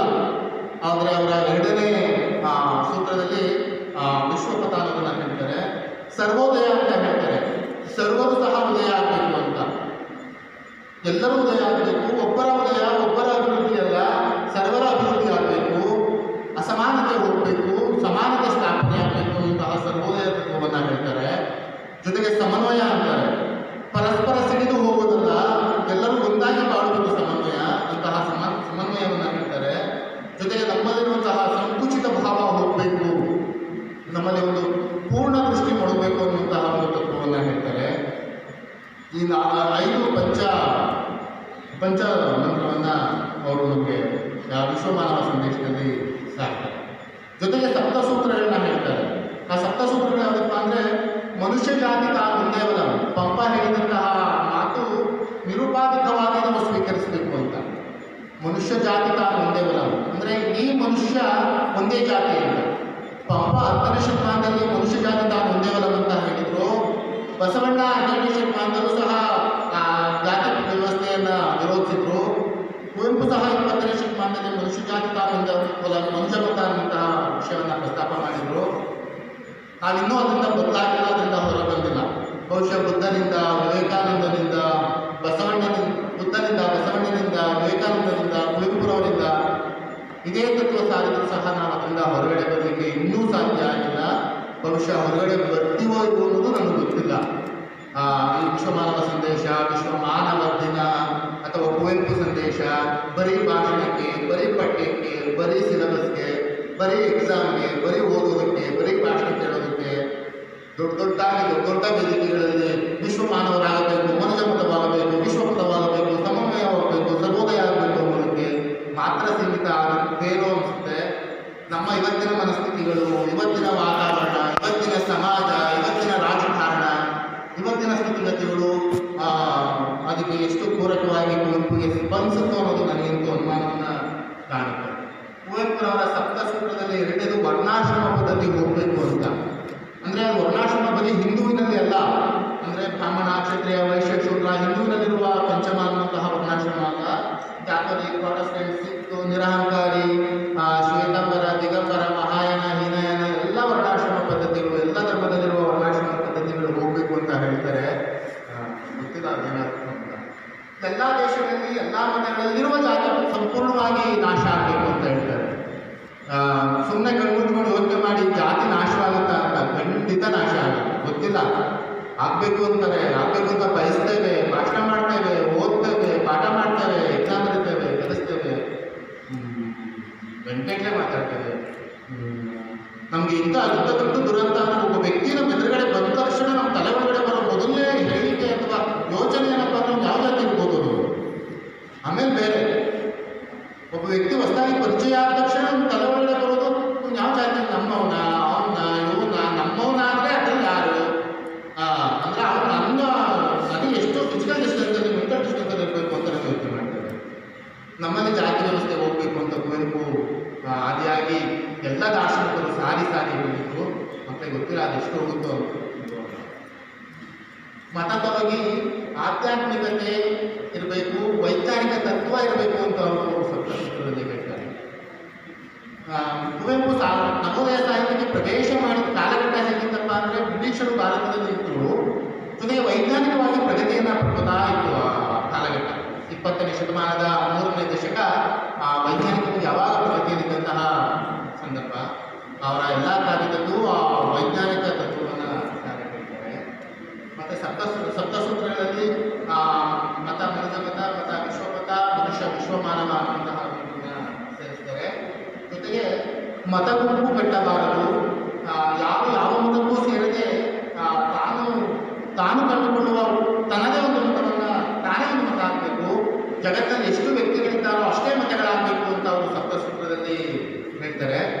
ಕೊನೆಯ ಸಪ್ತಸೂತ್ರದಲ್ಲಿ ಅವರು ಯಾವ ಒಂದು ಗ್ರಂಥವೂ ಏಕೈಕ ಪೂಜ್ಯ ಗ್ರಂಥ ಆಗಬಾರ್ದು, ಪ್ರತಿಯೊಬ್ಬ ವ್ಯಕ್ತಿಯು ತನಗೆ ಸಾಧ್ಯವಾದದನ್ನು ಓದಿ ತನ್ನ ದರ್ಶನವನ್ನು ತಾನು ಕಟ್ಕೋಬೇಕು ಅನ್ನುವಂತಹ ಮಾತುಗಳನ್ನ ಈ ಸಪ್ತ ಸೂತ್ರದಲ್ಲಿ ಅವರು ಹೇಳ್ತಾರೆ.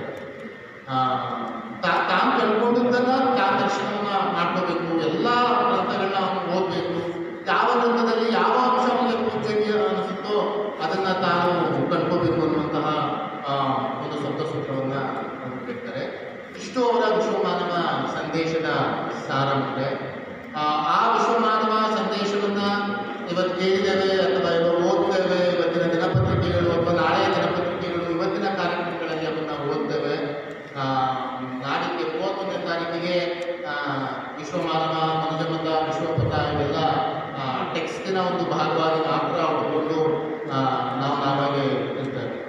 ಇಂತಹ ಮಹಾಚೇತನ ಮೇರು ವ್ಯಕ್ತಿತ್ವದ ಈ ವ್ಯಕ್ತಿಯನ್ನು ಕುರಿತು ನಾನು ಇವತ್ತಿನ ಮಾತನಾಡಲಿಕ್ಕೆ ಅವಕಾಶವನ್ನು ಕಲ್ಪಿಸಿಕೊಟ್ಟಿದ್ದು ನನ್ನ ಧನ್ಯತೆ ಅಂತ ನಾನು ಭಾವಿಸ್ತೇನೆ.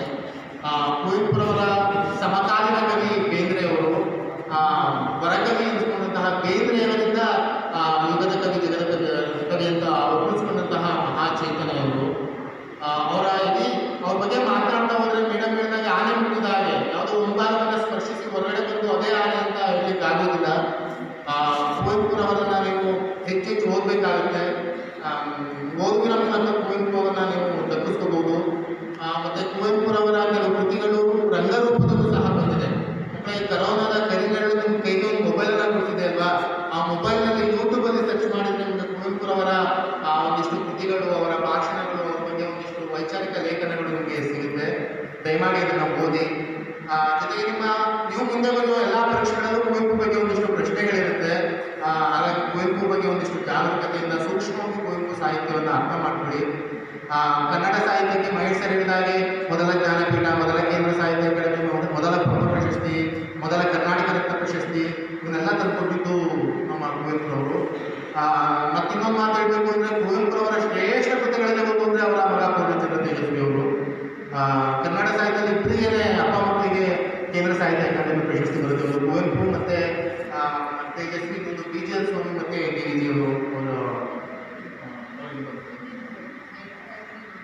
ಗೌರೀಶ್ ಕಾಯ್ಕಿಣಿ ಮತ್ತು ಜಯಂತ್ ಕಾಯ್ಕಿಣಿ ಅವರಿಗೆ ಬರುತ್ತೆ. ಇಂಥವೆಲ್ಲ ನಿಮಗೆ ಪರೀಕ್ಷೆಗಳನ್ನು ಸಹ ಕುವೆಂಪು ನಿಮಗೆ ನಿಮ್ಮ ಬದುಕನ್ನು ಬದಲಿಸುವ ಪ್ರಶ್ನೆಯಾಗಿ ಕುವೆಂಪು ನಿಮಗೆ ಮುಂದೆ ಎಲ್ಲರೂ ಕಾಣ್ಬೋದು ಅಂತ ಕಾಣುತ್ತೆ. ಹಾಗಾಗಿ ಕುವೆಂಪುವನ್ನು ಓದುವುದರ ಮೂಲಕ, ಕುವೆಂಪು ಸಾಹಿತ್ಯವನ್ನು ಓದುವುದರ ಮೂಲಕ ನಿಮ್ಮ ಸಾಹಿತ್ಯ ಕೃಷಿಗಾಗಿ ಅಥವಾ ನಿಮ್ಮ ಬದುಕಿಗಾಗಿ ಕುವೆಂಪು ಮತ್ತು ಕುವೆಂಪು ಸಾಹಿತ್ಯ ಪ್ರೇರಣೆಯಾಗಲಿ ಅಂತ ನಾನು ಆಶಿಸ್ತೇನೆ. ಕುವೆಂಪುರವರ ವಿಶ್ವಮಾನವ ಸಂದೇಶವನ್ನು ನೀವೆಲ್ಲ ಮೈಗೂಡಿಸ್ಕೊಳ್ಳಿ. ಜೊತೆಗೆ ವಿಶ್ವಮಾನವರಾಗಿ ಬದುಕಲು ಕಡೇ ಪಕ್ಷ ಜಾತಿ ವ್ಯವಸ್ಥೆಯನ್ನು ಒಂದಿಷ್ಟು ದೂರ ಮಾಡಲಿಕ್ಕೆ ಒಂದಿಷ್ಟು ಪ್ರಯತ್ನವನ್ನಾದರೂ ಪಡಿ ನಿಮ್ಮಂಥದ್ದೆಲ್ಲವರನ್ನು. ಅದು ಕುವೆಂಪುಗೆ ಕೊಡುವಂತಹ ಗೌರವ ಅಂತ ನಾನು ಭಾವಿಸ್ತೇನೆ. ಮತ್ತು ಭವಿಷ್ಯ ನಿಮ್ಮ ಈ ಮನಸ್ಥಿತಿ ಜಾತಿ ವ್ಯವಸ್ಥೆಯನ್ನು ನಿಮ್ಮ ತಲೆಯೊಳಗಡೆ ಇನ್ನೂ ಬಂದಿಲ್ಲ. ನಿಮಗೆ ಈ ಮನಸ್ಥಿತಿಯಲ್ಲಿ ಜಾತಿ ವ್ಯವಸ್ಥೆಯನ್ನು ತಲೆಯೊಳಗಡೆ ಬಂದಿಲ್ಲ. ನೀವು ಹೆಚ್ಚು ಓದ್ತಾ ಅದಕ್ಕೆ ಎಮ್ಮೆ ಮಾಡಿದರೆ, ಆಮೇಲೆ ಯಾವುದೋ ಒಂದು ಸರ್ಕಾರಿ ಉದ್ಯೋಗಕ್ಕೆ ಹೋದರೆ ಅಥವಾ ನೀವು ಯಾವುದೋ ಒಂದು ಯೂನಿವರ್ಸಿಟಿಗೆ ಹೋದರೆ ಆ ಪುಸ್ತಕವನ್ನು ಬಂದು ಒಪ್ಕೋಬೋದು ಅಂತ ಕಾಣುತ್ತೆ, ಗೊತ್ತಿಲ್ಲ. ಅಲ್ಲಿಂದ ಒಂದು ಸ್ವಲ್ಪ ಹೊರಗಡೆ ಬಂದೆ. ಈಗ ನಿಜವಾಗಿ ನೀವು ಒಂಚೂರು ವಿಶ್ವಮಾನವರೇ ಈಗ ಸದ್ಯಕ್ಕೆ ನೀವು ಇನ್ನೂ ಹೆಚ್ಚು ಓದ್ತಾ ಮುಂದೆ ಹೋಗ್ತಾ ಅಲ್ಪಮಾನವರಾಗುವ ಸಾಧ್ಯತೆ ಇದೆ. ಸಮಾಜ ಆ ಥರ ನಿಮ್ಮನ್ನ ಪ್ರೊವೋಕ್ ಮಾಡ್ಬೋದು ಅಂತ ಅನ್ಸುತ್ತೆ, ಗೊತ್ತಿಲ್ಲ. ವಿಶ್ವಮಾನವರಾಗಿ ದಯಮಾಡಿ ಮುಂದೆ ಯಾವುದೇ ವ್ಯಕ್ತಿ ಕಂಡು ಅವನ್ನ ಜಾತಿ ಯಾವುದು ಅಂತ ನಿಮ್ಮ ಮನಸ್ಸಲ್ಲಿ ಬರೋದನ್ನು ದಯಮಾಡಿ ಓಡಿಸಿ. ಇದಾದರೂ ಕುವೆಂಪುರವರ ವಿಶ್ವಮಾನವ ಸಂದೇಶದಿಂದ ನಮಗೆ ದಕ್ಕುವಂತಾಗಲಿ ಅಂತ ನಾನು ಕೇಳ್ಕೊತೇನೆ. ಜೊತೆಗೆ ಕುವೆಂಪು ಬಗ್ಗೆ ಮಾತನಾಡ್ತಾ ಇನ್ನೊವರ ವೈಚಾರಿಕತೆ ಬಗ್ಗೆ ಅವರು ಒಂದೊಂದು ಕವನ ಬಗ್ಗೆ ದೀರ್ಘವಾಗಿ ಮಾತನಾಡ್ಬೋದು. ರಾಮಾಯಣ ದರ್ಶನದ ಬಗ್ಗೆನೇ ಗಂಟೆಗಟ್ಟಲೆ ಮಾತಾಡ್ಬೋದು.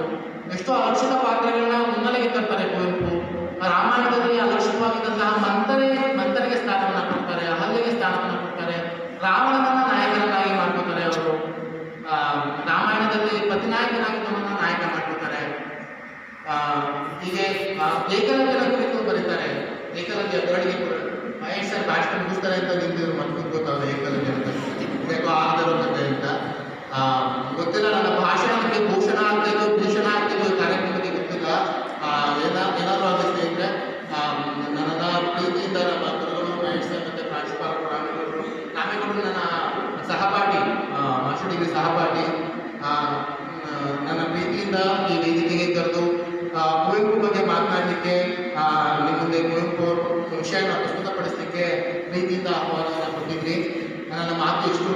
ಇಲ್ವೋ ನನಗೆ ಗೊತ್ತಿಲ್ಲ. ಆದರೂ ಆ ಮೇರು ಪರ್ವತ ಅದು ಒಂದು ಕಲ್ಪ, ಕುವೆಂಪು ಅಂದರೆ ಕಲ್ಪ, ನಾನು ಅಲ್ಪನಿಂದ ಕಲ್ಪದ ಬಗ್ಗೆ ಒಂದಿಷ್ಟು ಮಾತನ್ನು ಆಡಲಿಕ್ಕೆ ಅವಕಾಶ ಮಾಡಿಕೊಟ್ಟಂತಹ ಇಡೀ ಕಾಲೇಜಿಗೆ, ಅಧ್ಯಾಪಕ ವೃಂದಕ್ಕೆ ಹಾಗೂ ನನ್ನ ವಿದ್ಯಾರ್ಥಿ ಮಿತ್ರರಿಗೆ ಎಲ್ಲರಿಗೂ ಸಹ ತುಂಬ ಹೃದಯದ ಧನ್ಯವಾದಗಳನ್ನ ಅರ್ಪಿಸ್ತೇನೆ. ಎಲ್ಲರಿಗೂ ವಿಚಾರಧಾರೆಗಳನ್ನು ಕುರಿತು ವೈಚಾರಿಕ ಚಿಂತನೆಗಳನ್ನು, ಮಂತ್ರ ಮಾಂಗಲ್ಯದ ಪರಿಕಲ್ಪನೆಯನ್ನು, ವಿಶ್ವಮಾನವ ಸಂದೇಶದ ಮಹತ್ವವನ್ನು ಹಾಗೂ ಪ್ರಭುತ್ವ ವಿರೋಧಿ ಎಲೆಗಳನ್ನು ಅಚ್ಚುಕಟ್ಟಾಗಿ ತಿಳಿಸಿಕೊಟ್ಟಂತಹ ಸ್ನೇಹಿತರು ಆಗಿರತಕ್ಕಂಥ ಶ್ರೀಯುತ ಶಿವಕುಮಾರ್ ಅವರಿಗೆ ಧನ್ಯವಾದಗಳು. ನಿಮ್ಮನ್ನು ನೋಡಿದಾಗ ಕುವೆಂಪು ಅವರ 2 ಸಾಲನ್ನು ಹೇಳ್ಬೇಕು ಅಂತ ಅನಿಸ್ತಾ ಇದೆ. ನಿಮ್ಮನ್ನು ನೋಡಿದಾಗ ಮಕ್ಕಳನ್ನು, ಯಾಕೆಂದರೆ ನಿಮ್ಮ ನೋಡಿ ಎಲ್ಲ 80 ವರ್ಷದ ಅಡುಗಳು ಹಂಚಿರ್ತಾರ, ಅಯ್ಯೋ ಏನು ಬಂದಿಲ್ಲ ಅನ್ನೋ ಹಾಗೆ ಕೊಡ್ತೀವಿ. ಅದಕ್ಕಾಗಿ ಹೇಳ್ತಾರಪ್ಪ, 2 ನಿಮಗೋಸ್ಕರ ಹೇಳಿದ್ದಕ್ಕೆ ಸಾಲನ್ನು ಹೇಳ್ತೀನಿ. ನಮ್ಮ ಉತ್ಸಾಹ ಹುಲ್ಲಿನ ಬೆಂಕಿ ಆಗಬಾರ್ದು, ಕಲ್ಲಿದ್ದಲ ಕಾವಾಗಬೇಕು. ಹುಲ್ಲಿನ ಬೆಂಕಿ ಆ ಕ್ಷಣಕ್ಕೆ ಮಾಯವಾಗಬೇಕು. ಕಲ್ಲಿದ್ದಲು ಕಾವಾದರೆ ನೀವು ಏನೋ ಉತ್ತರ ಭಾರತಕ್ಕೆ ಪ್ರವಾಸ ಹೊರಟ್ರೆ ನೀವು ಹೋಟೆಲ್ ನೋಡ್ಕೊಂಡ್ರೆ ನಿಮಗೆ ಬೆಳಗಿನ ಜಾವದಲ್ಲೂ ಕಲ್ಲಿದ್ದಲು ಕಾವನ್ನು ಹಾಕಿದ್ರೆ ಬೆಳಗಿನ ಜಾವದಕ್ಕೂ ನಿಮಗೆ ಚಳಿ ಆಗಲಿ ನಿಂತು ಆಗಿರಬೇಕು ನಿಮ್ಮ ಉತ್ಸಾಹ. ಮತ್ತೆ ಇನ್ನೊಂದು ಹೇಳ್ತಾರೆ, ವಿದ್ಯಾರ್ಥಿಗಳು ಯಾವತ್ತೂ ಕೂಡ ಭತ್ತ ತುಂಬುವ ಚೀಲಗಳಾಗಬಾರದು, ಭತ್ತ ಬೆಳೆಯುವ ಗದ್ದೆಗಳಾಗಬೇಕು. ಚೀಲ ಏನ್ರಿ ಯಾರು ಬೇಕಾದ್ರೂ ಇದ್ದಾರೆ, ಆದರೆ ಭತ್ತ ಬೆಳೆಯುವ ಗದ್ದೆಗಳಾದಾಗ ಮಾತ್ರ ಅದಕ್ಕೆ ಮಹತ್ವ ಬರ್ತದೆ. ಹಾಗೆ ನೀವು ಕೂಡ ಭತ್ತ ತುಂಬುವ ಚೀಲಗಳಾಗಬೇಡಿ, ಭತ್ತ ಬೆಳೆಯುವ ಗದ್ದೆಗಳಾಗಿ ಅಂತ ಕಾರ್ಯಕ್ರಮದ ಮುಂದಿನ ಭಾಗ ಕುಮಾರಿ ಅಂಜಲಿ ಅಂತಿಮ BBA ವಿದ್ಯಾರ್ಥಿಗಳಿಂದ ಕುವೆಂಪು ಕುರಿತಂತಹ ಒಂದು ಗೀತಗಾನ. 116ನೇ ದಿನಾಚರಣೆಯನ್ನು ಆಚರಿಸುತ್ತೇವೆ. ಅವರು ಹೇಳ್ತಾರೆ, ಎಲ್ಲಾದರೂ ಇದು ಎಂತಾದರೂ ಇದು ಮೊದಲು ನೀ ಮಾನವನಾಗು ಅಂತ. ಅವ್ರು ಹೇಳಿದ್ದು ಎಷ್ಟು ಸತ್ಯ ಅಂದರೆ, ಮಾನವರಾಗಿ ಇದ್ದೀವಿ, ಆದರೆ ಮಾನವೀಯ ಗುಣಗಳನ್ನ ಎಷ್ಟು ಅಳವಡಿಸ್ಕೊಂಡಿದ್ದೀವೋ ನಮಗೆ ಗೊತ್ತಿಲ್ಲ. ಅವ್ರನ್ನ ನೆನಪು ಮಾಡಿಕೊಂಡು ನಾನು ಪ್ರಾರ್ಥನೆ ಗೀತನೆ ಆಡಿದ್ರಲ್ಲ, ಅದನ್ನು ಮತ್ತೆ ಆಡ್ತೀನಿ.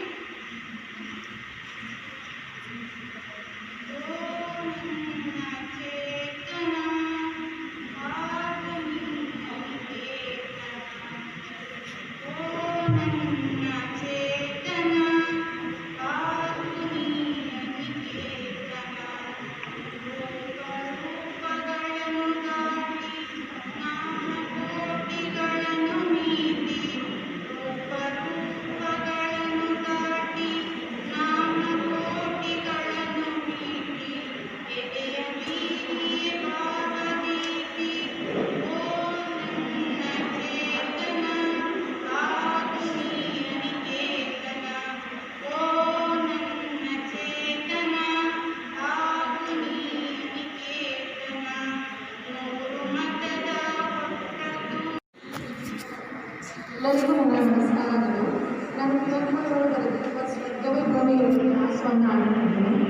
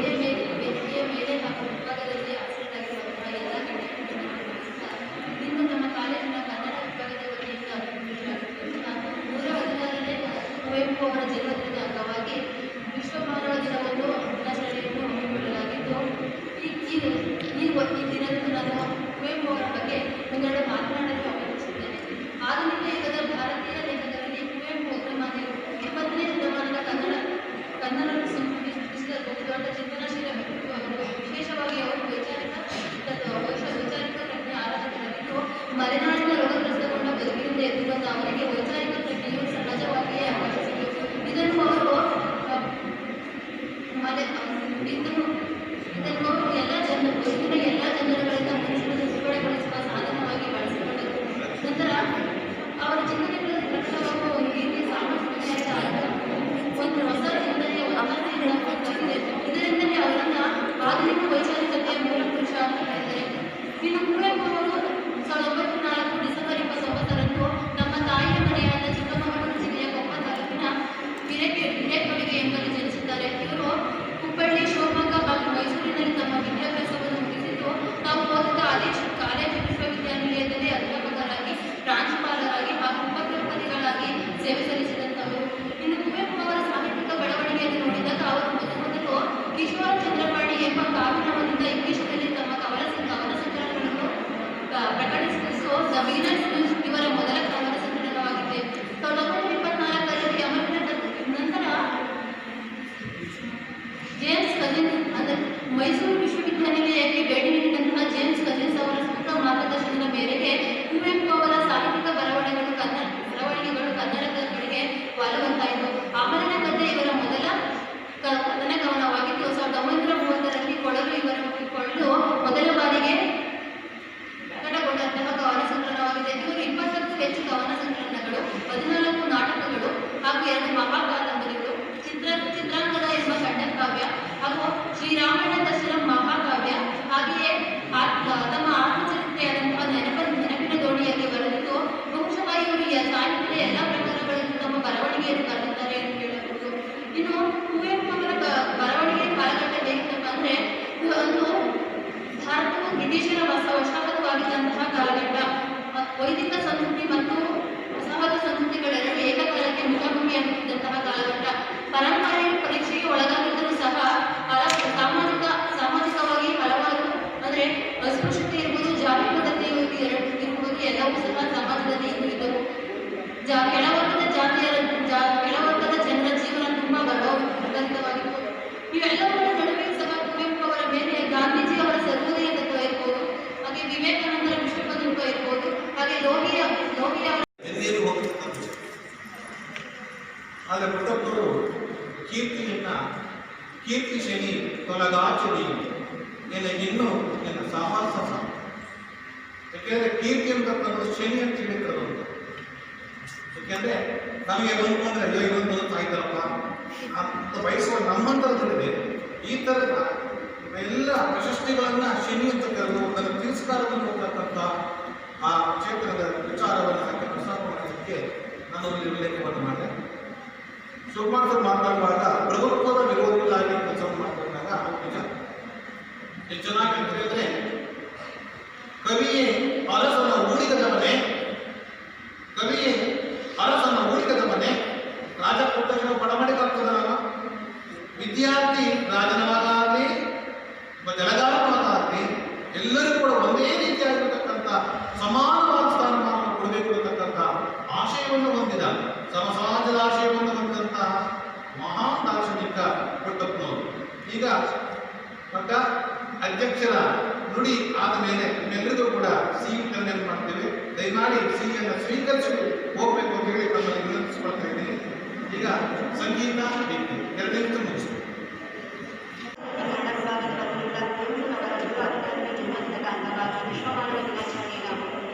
ಈ ಸಂದರ್ಭದಲ್ಲಿ ನಾನು ಕುವೆಂಪು ಅವರ ಬಹುಮುಖ್ಯ ಜ್ಞಾನಕ್ಕೆ ಪಾತ್ರವಾದ ಶ್ರೀ ರಾಮಾಯಣ ದರ್ಶನವನ್ನು ಕುರಿತು 2 ನಿಮಿಷ ಮಾತನಾಡಲು ಬಯಸುತ್ತೇನೆ. ಆಧುನಿಕ ಕನ್ನಡ ಸಾಹಿತ್ಯದ ಮೇಲುಕೃತಿ ಶ್ರೀ ರಾಮಾಯಣ ದರ್ಶನ ಮಹಾಕಾವ್ಯಗಳ ರಚನೆಯ ಕಾಲ ಮುಗಿಯಬಹುದು ಎಂಬ ಸಂದರ್ಭದಲ್ಲಿ ವಾಲ್ಮೀಕಿಯ ಕಥಾಮೂಲದ ಮೇಲೆ ಸಮನ್ವಯ ಮತ್ತು ಸರ್ವೋದಯ ತತ್ವಗಳನ್ನು ಪ್ರತಿಪಾದಿಸಿ ರಚಿತವಾದ ಕುವೆಂಪು ನಿರ್ಮಿಸಿದ ಮಹಾಕೃತಿ ಶ್ರೀ ರಾಮಾಯಣ ದರ್ಶನ.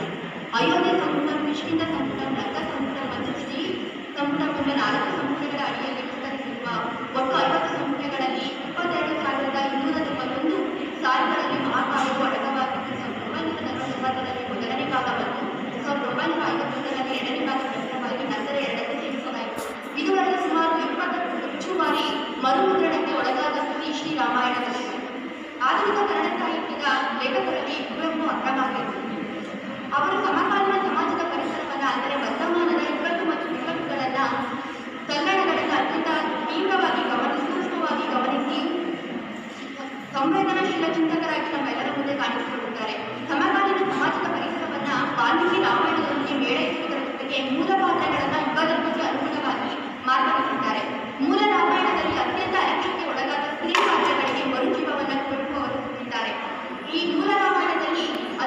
ತೀವ್ರವಾದ ತೀಕ್ಷ್ಣವಾದ ಮತ್ತು ತಿರಸ್ಕಾರಕ್ಕೆ ಒಳಗಾದ ಮಂಥರೆಯನ್ನ ಮಹಾದೇವಸ್ಥಿ ಮಂಥರೆ ಅಂತ ಕರೀತಾರೆ. ಈ ಶೂರ್ಪಣಖೆಯನ್ನ ಚಂದ್ರಮುಖಿ ಅಂತ ಕರೀತಾರೆ. ಹಾಗೂ ಅವ್ಯಾಹಾರವಾಗಿರುವ ಊರ್ಮಿಳೆಯನ್ನ ಮಹಾತಪಸ್ವಿ ಅಂತ ಕರೆಯುವುದರ ಮೂಲಕ ಹೊಸ ರೂಪವನ್ನ ರಾಮಾಯಣಕ್ಕೆ ತಂದುಕೊಟ್ಟಿದ್ದಾರೆ. ಇನ್ನು ಶ್ರೀ ಕುವೆಂಪು ಸೃಷ್ಟಿ ಮಹಾಛಂದಸ್ಸಿನ ಮೇಲುಕೃತಿ ಮೇಲು ಜಗತ್ತವ್ಯ ರಾಮಾಯಣ 20ನೇ ಶತಮಾನದ ಕಾಲಘಟ್ಟ ಈ ಕೇಳ್ಕಾಲದ ರೀತಿ ತರುಣಿಯರಿಗಲ್ಲ. ಆದರೂ ಮಾಡಿದ ತಪ್ಪಿಗೆ ಪಶ್ಚಾತ್ತಾಪವನ್ನು ಮಾಡಿಕೊಂಡರೆ ಉದ್ಧಾರವಾಗಬಹುದು ಎಂಬುದರ ಮೂಲಕ ಶ್ರೀ ರಾವಣನ ಪಾತ್ರವನ್ನು ಉದ್ಧಾರ ಮಾಡಿದ್ದಾರೆ. ಸ್ವಾಮಿ ಉದ್ಧಾರವೆಂಬುದು ಸೃಷ್ಟಿಯ ಮಹತ್ವ ರಚನೆಗಳು ಎನ್ನುವಲ್ಲಿ ಸರ್ವಜೀವಗಳ ಕಡೆ ಜೀವನದ ಉದ್ಧಾರವನ್ನು ಅಪೇಕ್ಷಿಸಿದ ಬುದ್ಧನ ಕನ್ನಡ ಕಾಣಿಕೆಯನ್ನು ನಾವು ಕಾಣಬಹುದು. ಒಟ್ಟಿನಲ್ಲಿ ಶ್ರೀ ರಾಮಾಯಣ ದರ್ಶನ ಇಂದಿಗೂ ಅಂದಿಗೂ ಎಂದೆಂದಿಗೂ ಅಜರಾಮರವಾಗಿಯೇ ಉಳಿದಿರುತ್ತದೆ ಎಂದು ಹೇಳ್ತಾ ನನ್ನ ಮಾತುಗಳನ್ನು ಮುಗಿಸುತ್ತಿದ್ದೇನೆ. ಕನ್ನಡ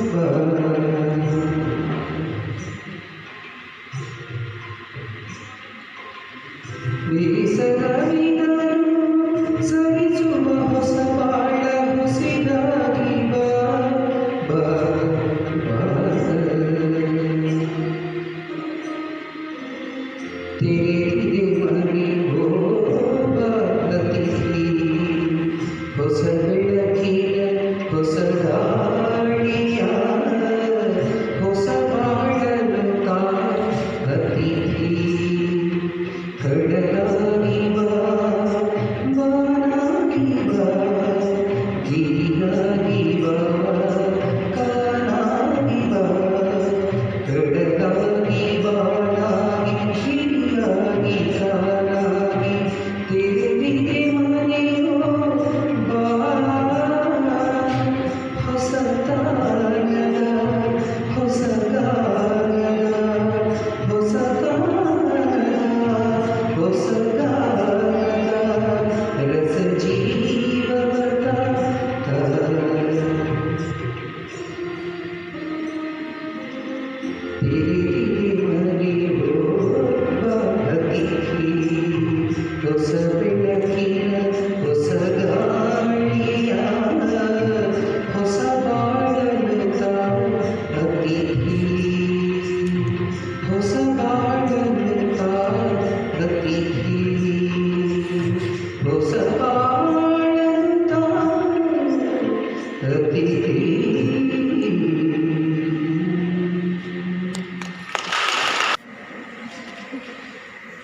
ವಿದ್ಯಾರ್ಥಿನಿಯರು ಇಷ್ಟೊತ್ತು ಬಿಡ್ತಾರಪ್ಪ ಅಂತ ಕೆಲವರು ಈ ರಸದೋಟವನ್ನು ಅದನ್ನು ಶುರು ಮಾಡಿದಂಗೆ 50% ಬಹಳ ಸ್ವಾದವನ್ನು ಅನುಭವಿಸ್ತಾ ಇದ್ದಾರೆ. 50% ಬಿಟ್ಟರೆ ಸಾಕಲ್ಲಪ್ಪ ಅಂತಾರೆ. ಎರಡಕ್ಕೂ ಬಿಡ್ತೀವಿ. ಇದಕ್ಕೂ ಜಾಸ್ತಿ ಆದರೆ ಕಷ್ಟ, ಅದು ಜಾಸ್ತಿ ಆದರೆ ಕಷ್ಟ. ಇವತ್ತಿನ ಈ ಕಾರ್ಯಕ್ರಮದ ಉದ್ಘಾಟನೆ ಮತ್ತು ಮುಖ್ಯ ಭಾಷಣಕಾರರಾಗಿ ಬಂದಿರತಕ್ಕಂಥ ಶಿವಕುಮಾರ್ ಅವರೇ ಮತ್ತು ನಮ್ಮ ಕಾಲೇಜಿನ ಎಲ್ಲ ಹಿರಿಯ ಸಹೋದ್ಯೋಗಿಗಳಿದ್ದಾರೆ ಮತ್ತು ಈ ಕಾಲೇಜಿನ ಇಲ್ಲಿರ್ತಕ್ಕಂಥರೆಲ್ಲ ಅಂತಿಮ ವರ್ಷದ ಪದವಿಯಲ್ಲಿರ್ತಕ್ಕಂಥದ್ದು ಭಾಳ ಮೆಚ್ಚುಗಳು ಮೈಂಡ್. ಯಾಕೆಂದರೆ ಡಿಗ್ರಿ ಮುಗೀತು ಅಂದ ತಕ್ಷಣ ಜವಾಬ್ದಾರಿಯನ್ನು ಬರಲು ಮುಂದಕ್ಕೆ ಹೋಗ್ತಾ ಇರ್ತಕ್ಕಂಥ ಎಲ್ಲ ವಿದ್ಯಾರ್ಥಿಗಳು ಇಲ್ಲಿಯವರೆಗೆ ಸಾಹಿತ್ಯ ತಪಸ್ವಿಯ ಭಾವನಾತ್ಮಕ ನೆನಪು ನಮ್ಮ ಒಳಗೆ ಸಂಚಲನವನ್ನು ಮೂಡಿಸಿದೆ. ಇಲ್ಲಿ ನಾವು ಕುವೆಂಪು ಅಂತಕ್ಕಂಥ ವ್ಯಕ್ತಿತ್ವದ ಬಗ್ಗೆ, ವ್ಯಕ್ತಿಯ ಬಗ್ಗೆ, ಸಾಧನೆಯ ಬಗ್ಗೆ ಮಾತಾಡಬೇಕಾದ್ರೆ ನಾವು ಬ್ರ್ಯಾಂಡ್ ಮಾಡೋಕ್ಕಾಗಲ್ಲ. ನಾವು ಏನು ಇಂಗ್ಲೀಷ್ನಲ್ಲಿ ವರ್ಸಟೈಲ್ ಪರ್ಸನಾಲಿಟಿ ಬರೀ ಸಾಹಿತ್ಯಕ್ಕೆ ಲಿಮಿಟ್ ಮಾಡೋಕ್ಕಾಗಲ್ಲ, ಬರೀ ವೈಚಾರಿಕತೆಗೆ ಲಿಮಿಟ್ ಮಾಡೋಕ್ಕಾಗಲ್ಲ, ಅಥವಾ ಬರೀ ಮಾನವ ಸಂದೇಶಕ್ಕೆ ಲಿಮಿಟ್ ಮಾಡೋಕ್ಕಾಗಲ್ಲ. ಯಾವ ಆ್ಯಂಗಲಲ್ಲಿ ಹೋದರೂ ಕೂಡ ಎಷ್ಟೇ ಪ್ರಯತ್ನ ಪಟ್ಟರೂ ನಾವು ರೀಚ್ ಆಗೋಕ್ಕೆ ಆಗದೇ ಇರತಕ್ಕಂಥವ್ರು ಮೇಲು ಬರುವುದು. ಇಂಥ ಒಬ್ಬ ಅದ್ಭುತವಾದಂಥ ವ್ಯಕ್ತಿತ್ವವನ್ನು ಪಡೆದಂಥ ನಾವು ಪುಣ್ಯವಂತರು. ಅಂದರೆ ಮಹಾನ್ ಚೇತನಗಳ ಜನ್ಮ ಅಂತ ಏನಿರುತ್ತೆ ಅದು ಎಲ್ಲರಿಗೂ ಒಂದು ಭಾವನವಾದಂಥವು. ಗಾಂಧೀಜಿ ಹುಟ್ಟಿದ ದಿನ ಆಯಿತು, ಕುವೆಂಪು ಹುಟ್ಟಿದ ದಿನ ಆಯಿತು, ಬಸವಣ್ಣ ಹುಟ್ಟಿದ ದಿನ ಆಯಿತು, ಬುದ್ಧ ಹುಟ್ಟಿದ ದಿನ ಆಯಿತು, ಈ ನಾಡಿನಲ್ಲಿ ವಿವೇಕಾನಂದ ಹುಟ್ಟಿದಂಥ ದಿನ ಆಯಿತು. ಅವೆಲ್ಲವೂ ಒಂದು ಅವಿಸ್ಮರಣೀಯ ಕ್ಷಣಗಳಾಗಿ ಪರಿವರ್ತನೆ. ಕನ್ನಡದ ಸಮೃದ್ಧ ಸಾಹಿತ್ಯದಲ್ಲಿ ಮೇರು ಪರ್ವತಗಳಿಗೆ ಮನೆಯು ಏನು ನಮ್ಮಲ್ಲಿ ವೆಸ್ಟರ್ನ್ ಘಾಟ್ ಇದೆ, ಆ ಥರ ಒಂದಕ್ಕಿಂತ ಒಂದು ಮೇರು ಪರ್ವತಗಳಿವೆ. ಒಬ್ಬರನ್ನ ಹೇಳಿದ್ರೆ ಇನ್ನೊಬ್ಬರು ಏನು ಕಡಿಮೆ ಅನ್ನೋದರಲ್ಲಿ ನನ್ನ ಬೇಕಾದಷ್ಟು ಕಡೆ ಹೇಳಿದ್ದೀನಿ. ಕನ್ನಡ ಪ್ರಾದೇಶಿಕ ಭಾಷೆ ಆಗಿದ್ದರಿಂದ ನಮ್ಮ ಸಾಹಿತ್ಯ ಪ್ರಪಂಚಕ್ಕೆ ರೀಚ್ ಆಗಿರಬೇಕು. ಆದರೆ ಪ್ರಪಂಚದ ಯಾವುದೇ ಸಾಹಿತ್ಯ, ಅದು ಯುರೋಪ್ನಲ್ಲಿರ್ಬೋದು, ರಷ್ಯಾದಲ್ಲಿರ್ಬೋದು, ಅಥವಾ ಇಂಗ್ಲಿಷ್ ಸಾಹಿತ್ಯ ಇರ್ಬೋದು, ಅಥವಾ ಬೇರೆ ಯಾವುದೇ ಸಾಹಿತ್ಯಕ್ಕೆ ಎಲ್ಲೂ ಕೊರತೆ ಕಡಿಮೆ ಇಲ್ಲದೆ ಇರತಕ್ಕಂಥ ಒಂದು ಅದ್ಭುತವಾದಂಥ ಸಾಹಿತ್ಯವನ್ನು ಕೊಟ್ಟಿರ್ತಕ್ಕಂಥ ನಾಡು. ಹಾಗಂತ ತಮಿಳುನಾಡಲ್ಲಿಲ್ಲ, ಹಿಂದಿಲಿಲ್ಲ ಅಂತ ಹೇಳ್ತಾರೆ. ಇಡೀ ಭಾರತದಾದ್ಯಂತ ಎಲ್ಲ ಲ್ಯಾಂಗ್ವೇಜಲ್ಲೂ ಅಷ್ಟೇ ಇದೆ. ಅದನ್ನು ಮೀರಿಸ್ತಕ್ಕಂಥ ಸಾಹಿತ್ಯ ನಮ್ಮಲ್ಲಿ ಇದೆಯೇನೋ ಅಂತಕ್ಕಂಥ ಅಭಿಮಾನ ನಮ್ಮಲ್ಲಿ ಹುಡ್ತಕ್ಕಂಥದ್ದು. ಅಂಥ ಒಂದು ಅದ್ಭುತವಾದ ಕೊಡುಗೆಯಲ್ಲಿ ಕುವೆಂಪು ಅವರಂತ ಇರ್ತಕ್ಕಂಥ ಕೊಡುಗೆ ಇದೆಯಲ್ಲದು ಅದು ಕಾಲಕ್ಕೂ ಮನುಷ್ಯ ಬದುಕಿರಬೇಕು. ಅದಕ್ಕೆ ಅದರದ್ದೇ ಆದಂಥ ಸ್ಥಾನ ಮಾನ ಇದೆ. ವರ್ಡ್ಸ್ ಆಫ್ನ ಪ್ರಕೃತಿಯ ಇನ್ಫ್ಲೂಯೆನ್ಸ್, ನಿಸರ್ಗದ ಇನ್ಫ್ಲೂಯೆನ್ಸ್. ಅಂದರೆ ಅವನು ಎಲ್ಲ ಪ್ರಕಾರಗಳು ಅಂತ ಏನು ಹೇಳ್ತೀವಿ, ಎಲ್ಲವನ್ನೂ ಅದರಲ್ಲಿ ಪರಿಪೂರ್ಣತೆಯನ್ನು ಸಾಧಿಸ್ತಕ್ಕಂಥದ್ದು. ಸೊ ಹಾಗಾಗಿ ನನಗೆ ಸಾಹಿತ್ಯಕ್ಕಿಂತ ಒಂದು ವಿಶ್ವಮಾನವ ಸಂದೇಶ ಇದೆಯಲ್ಲ ಅದಂತೂ ಅದ್ಭುತ. ಯಾಕೆಂದರೆ ಈ ನಮ್ಮಲ್ಲಿ ಯಾವುದು ನಮ್ಮ ಭಾರತ ಅಂತಕ್ಕಂಥ ದೇಶದಲ್ಲಿ ಎಲ್ಲವೂ ಮಲ್ಟಿಕಲ್ಚರಲ್, ಎಲ್ಲವೂ ಮಲ್ಟಿಲಿಂಗ್ವೇಲ್, ಎಲ್ಲವೂ ಮಲ್ಟಿ ಇರೋದ್ರಿಂದ ಇಲ್ಲಿ ನಮ್ಮನ್ನು ಒಂದು ಕಡೆ ಇಟ್ಟಿರೋದಕ್ಕೆ ಭಾಳ ಕಷ್ಟ ಆಗ್ತಾ ಇದೆ. ಅಂಥ ಒಂದು ವಿವಿಧತೆಯಲ್ಲಿ ಒಂದು ಏಕತೆಯನ್ನು ನಾವು ಬಹಳ ಕಷ್ಟಪಟ್ಟು ಹೋಗ್ತಾ ಇರ್ತೀವಿ ರಾಷ್ಟ್ರದಲ್ಲಿ ಮತ್ತು ಈ ರಾಜ್ಯದಲ್ಲಿ. ಅಂಥ ಒಂದು ಪ್ರಯತ್ನಕ್ಕೆ ಇವರು ಕೈ ಹಾಕಿದ್ರು. ನಿಜವಾಗ್ಲೂ ಅದನ್ನು ಬೈಬಲ್ ರೀತಿ ನಾವು ಇಡೀ ಪ್ರಪಂಚದಲ್ಲಿ ಸ್ಪ್ರೆಡ್ ಮಾಡಿದ್ರೆ ಯಾವ ಧರ್ಮವೂ ಇಲ್ಲ, ಯಾವ ಜಾತಿಯೂ ಇಲ್ಲ, ಏನೂ ಇಲ್ಲ, ಎಲ್ಲ ಒಂದೇ ಅಂತ ಒಂದು ಗುರಿಯನ್ನು ರೀಚ್ ಆಗ್ಬೋದಾಗಿತ್ತ ಅಂತ ಅನ್ಸುತ್ತೆ. ಬಟ್ ಅದು ಶಿವಕುಮಾರ್ ಅವರು ಹೇಳಿದಂಗೆ ಅದು ಭಾಳ ಕನಸಿನ ಮಾತು. ಆ ಕನಸು ಇನ್ನು ಎಷ್ಟು ಜನರೇಷನ್ ಕಳೆದಾಗುತ್ತೋ ಗೊತ್ತಿಲ್ಲ.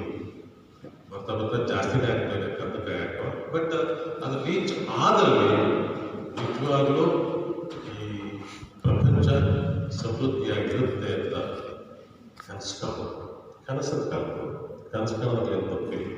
ಒಂದು ಟೈಮ್ ಕನಸುಗಳು ನೆನಸು ಆಗುತ್ತೆ. ಅದಕ್ಕೆ ಟೈಮ್ ತಗೊಂಡು ಅಷ್ಟೇ. ಆ ಕಾಲ ಬಂದೇ ಬರುತ್ತೆ. ಅಂಥ ಪ್ರಯತ್ನಗಳು ನಾವು ಐತಿಹಾಸಿಕವಾಗಿ, ಪೌರಾಣಿಕವಾಗಿ, ಇವತ್ತು ಸಾಮಾಜಿಕವಾಗಿ ನೋಡ್ತಾ ಬಂದಲೇ ಇದ್ದೀವಿ.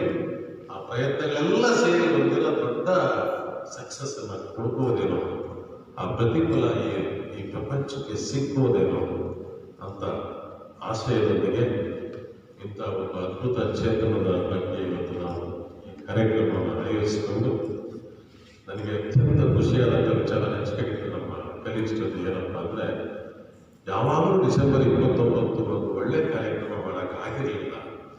ಇಲ್ಲ ರಜಾ ಬರೋದು, ಇನ್ನೇನೋ ಕಾರಣ ಆಗೋದು, ಎಕ್ಸಾಮ್ ರಜಾ ಇರ್ತಿತ್ತು ಅವಾಗ ಸೆಮಿಸ್ಟರ್ ಸ್ಕೀಮ್ ಬಂದಮೇಲೆ, ಮಕ್ಕಳು ಸಿಗ್ತಾ ಇರಲಿಲ್ಲ, ಟೀಚರ್ಸ್ ಹ್ಯಾಲಿಡೇಷನ್ಗೆ ಹೋಗಿರೋದು.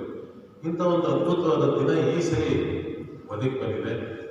ಒಂದು ಚೆನ್ನಾಗಿ ಕಾರ್ಯಕ್ರಮ ಮಾಡೋಣ, ಅವರನ್ನು ನೆನೆಸ್ಕೊಳ್ಳೋಣ. ಅಟ್ಲೀಸ್ಟ್ ಇವತ್ತು ನಾವೆಲ್ಲ ಸೇರಿ ಒಂದು ಕಡೆ ಕೂತು ಅವ್ರನ್ನ ನೆನಪು ಮಾಡಿಕೊಳ್ಳೋದಕ್ಕೆ ಒಂದು ಕ್ಷಣ ಕೂಡಿ ಬಂದಿದೆ. ಆ ಕ್ಷಣವನ್ನು ನಾವು ಎಲ್ಲರೂ ಅನುಭವಿಸಿದ್ದೀವಿ. ಆ ಅನುಭವದ ಮುಖಾಂತರ ಅವರ ತತ್ವಗಳನ್ನು ಅಳವಡಿಸ್ಕೊಳ್ಳೋದಕ್ಕೆ ಸಾಧ್ಯವಾದಷ್ಟು ಪ್ರಯತ್ನ ಮಾಡೋಣ ಅಂತ ಹೇಳ್ತಾ, ಆ ಪ್ರಯತ್ನ ಫಲವನ್ನು ಕೊಡಲಿ, ಈ ಪ್ರಪಂಚ ಸಮೃದ್ಧಿಯಾಗಿ ಇರಲಿ ಅಂತ ಬಯಸಿ ಧನ್ಯವಾದ. ಕುವೆಂಪು ವಿಚಾರಧಾರೆಗಳ ಪ್ರಸ್ತುತತೆಯನ್ನು, ಅನಿವಾರ್ಯತೆಯನ್ನು, ಮುಂದಿನ ಯುವ ಪೀಳಿಗೆಗೆ ಅನುಸರಿಸಬೇಕಾಗಿರ್ತಕ್ಕಂಥ ವಿಚಾರಗಳನ್ನು, ಕುವೆಂಪು ವಿಚಾರಧಾರೆಗಳನ್ನು ಮುಂದೊಂದು ದಿವಸ ಇಡೀ ಜಗತ್ತು ಮತ್ತೊಮ್ಮೆ ಸ್ಮರಣೆಯನ್ನು ಮಾಡಿಕೊಳ್ಳುತ್ತಿರತಕ್ಕಂಥ ಒಂದು ತಾತ್ವಿಕ ಪರಿಕಲ್ಪನೆಯನ್ನು ಕಟ್ಟಿಕೊಟ್ಟಂತಹ ಶ್ರೀಯುತ ಕೆ ಟಿ ಕೃಷ್ಣೇಗೌಡ ಸರ್ ಅವರಿಗೆ ಧನ್ಯವಾದಗಳು. ಈಗ ಕಾರ್ಯಕ್ರಮದ ಅಂತಿಮ ಭಾಗ ವಂದನಾರ್ಪಣೆ ಶ್ರೀಯುತ ನಾರಾಯಣ ಸರ್ ಅವರು.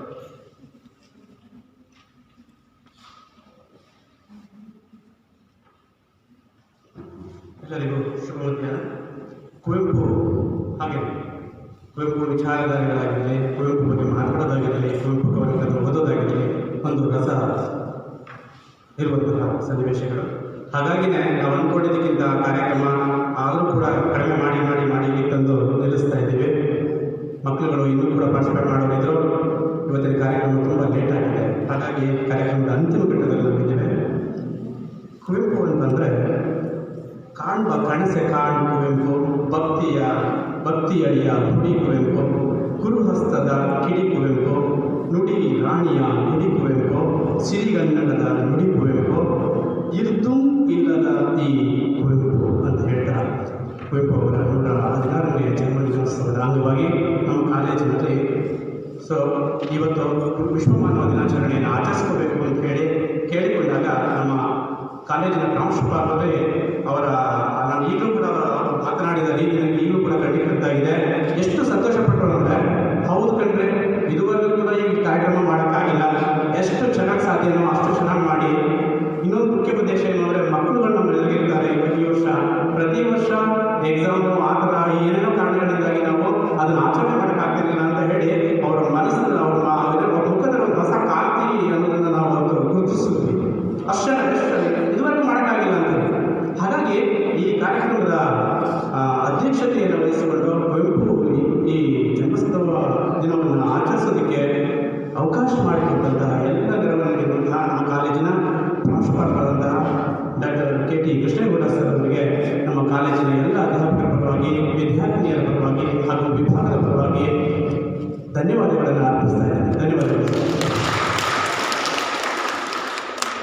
ಹಾಗೆಯೇ ಕಾರ್ಯಕ್ರಮದ ಮುಖ್ಯ ಭಾಷಣಕಾರರಾಗಿ ಯಾರು ಕರೆಸಬಹುದು ಅಂತ ಹೇಳಿ ಮಾತಾಡುವಾಗ ಕರೆಕ್ಟಾಗಿ ನಮ್ಮ ಕವಿತಾ ಮೇಡಮ್ ಅವರಿಗೆ ಜ್ಞಾಪಕ ಬಂದಿದ್ದು PR ಶಿವಕುಮಾರ್ ಅಂತ ಹೇಳಿ.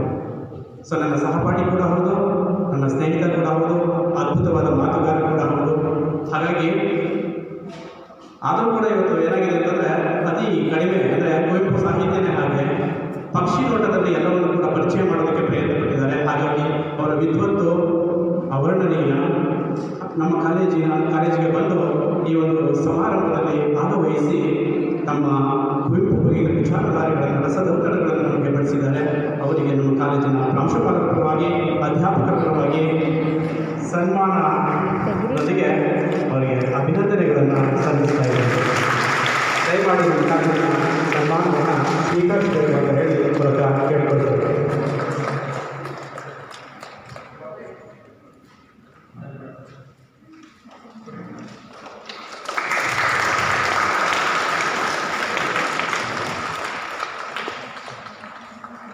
ಸನ್ಮಾನವನ್ನು ಸ್ವೀಕರಿಸಿದಂಥ ಮಿತ್ರ ಶಿವಕುಮಾರ್ ಸರ್ ಅವರಿಗೆ ಧನ್ಯವಾದಗಳು. ಹಾಗೆಯೇ ಈ ಕಾರ್ಯಕ್ರಮದಲ್ಲಿ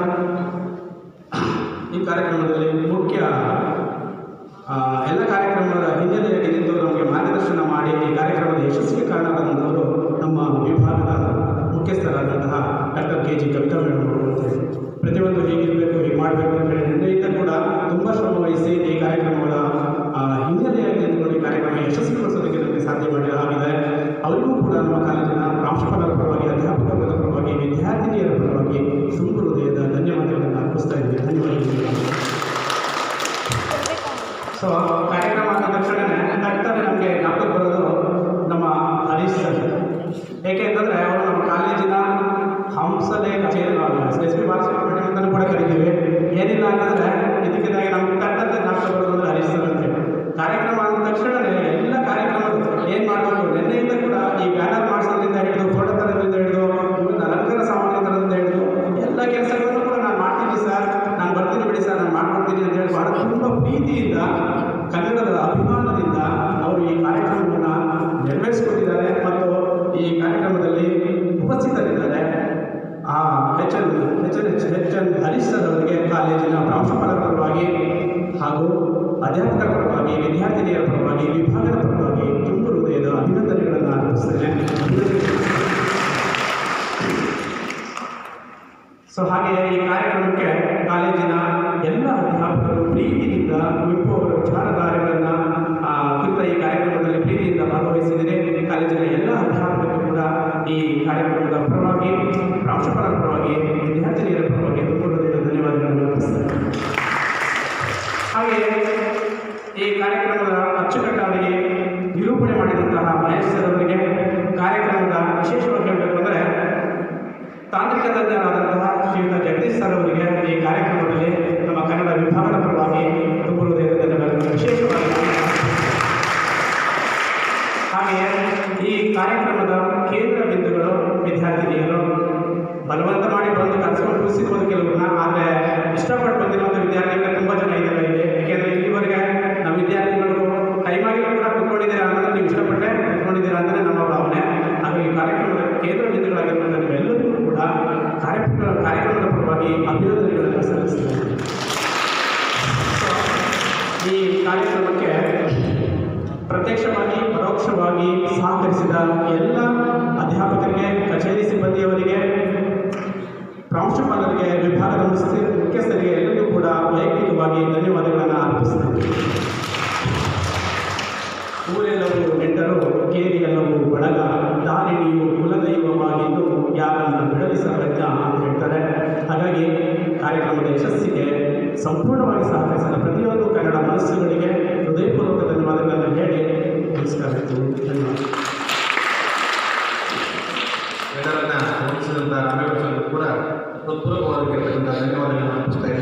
ಈಗ ದಯಮಾಡಿ ಎಲ್ಲ ವಿದ್ಯಾರ್ಥಿಗಳು ಸಿಹಿಯನ್ನು ಸ್ವೀಕರಿಸಬೇಕು ಅಂತ ಹೇಳಿ ಅಧ್ಯಾಪಕರು ಸಾಮಾಜಿಕ ಅಂತರದಲ್ಲಿ ಸ್ವೀಕರಿಸಿ ಅಂತ ಹೇಳಿ ತಮ್ಮಲ್ಲಿ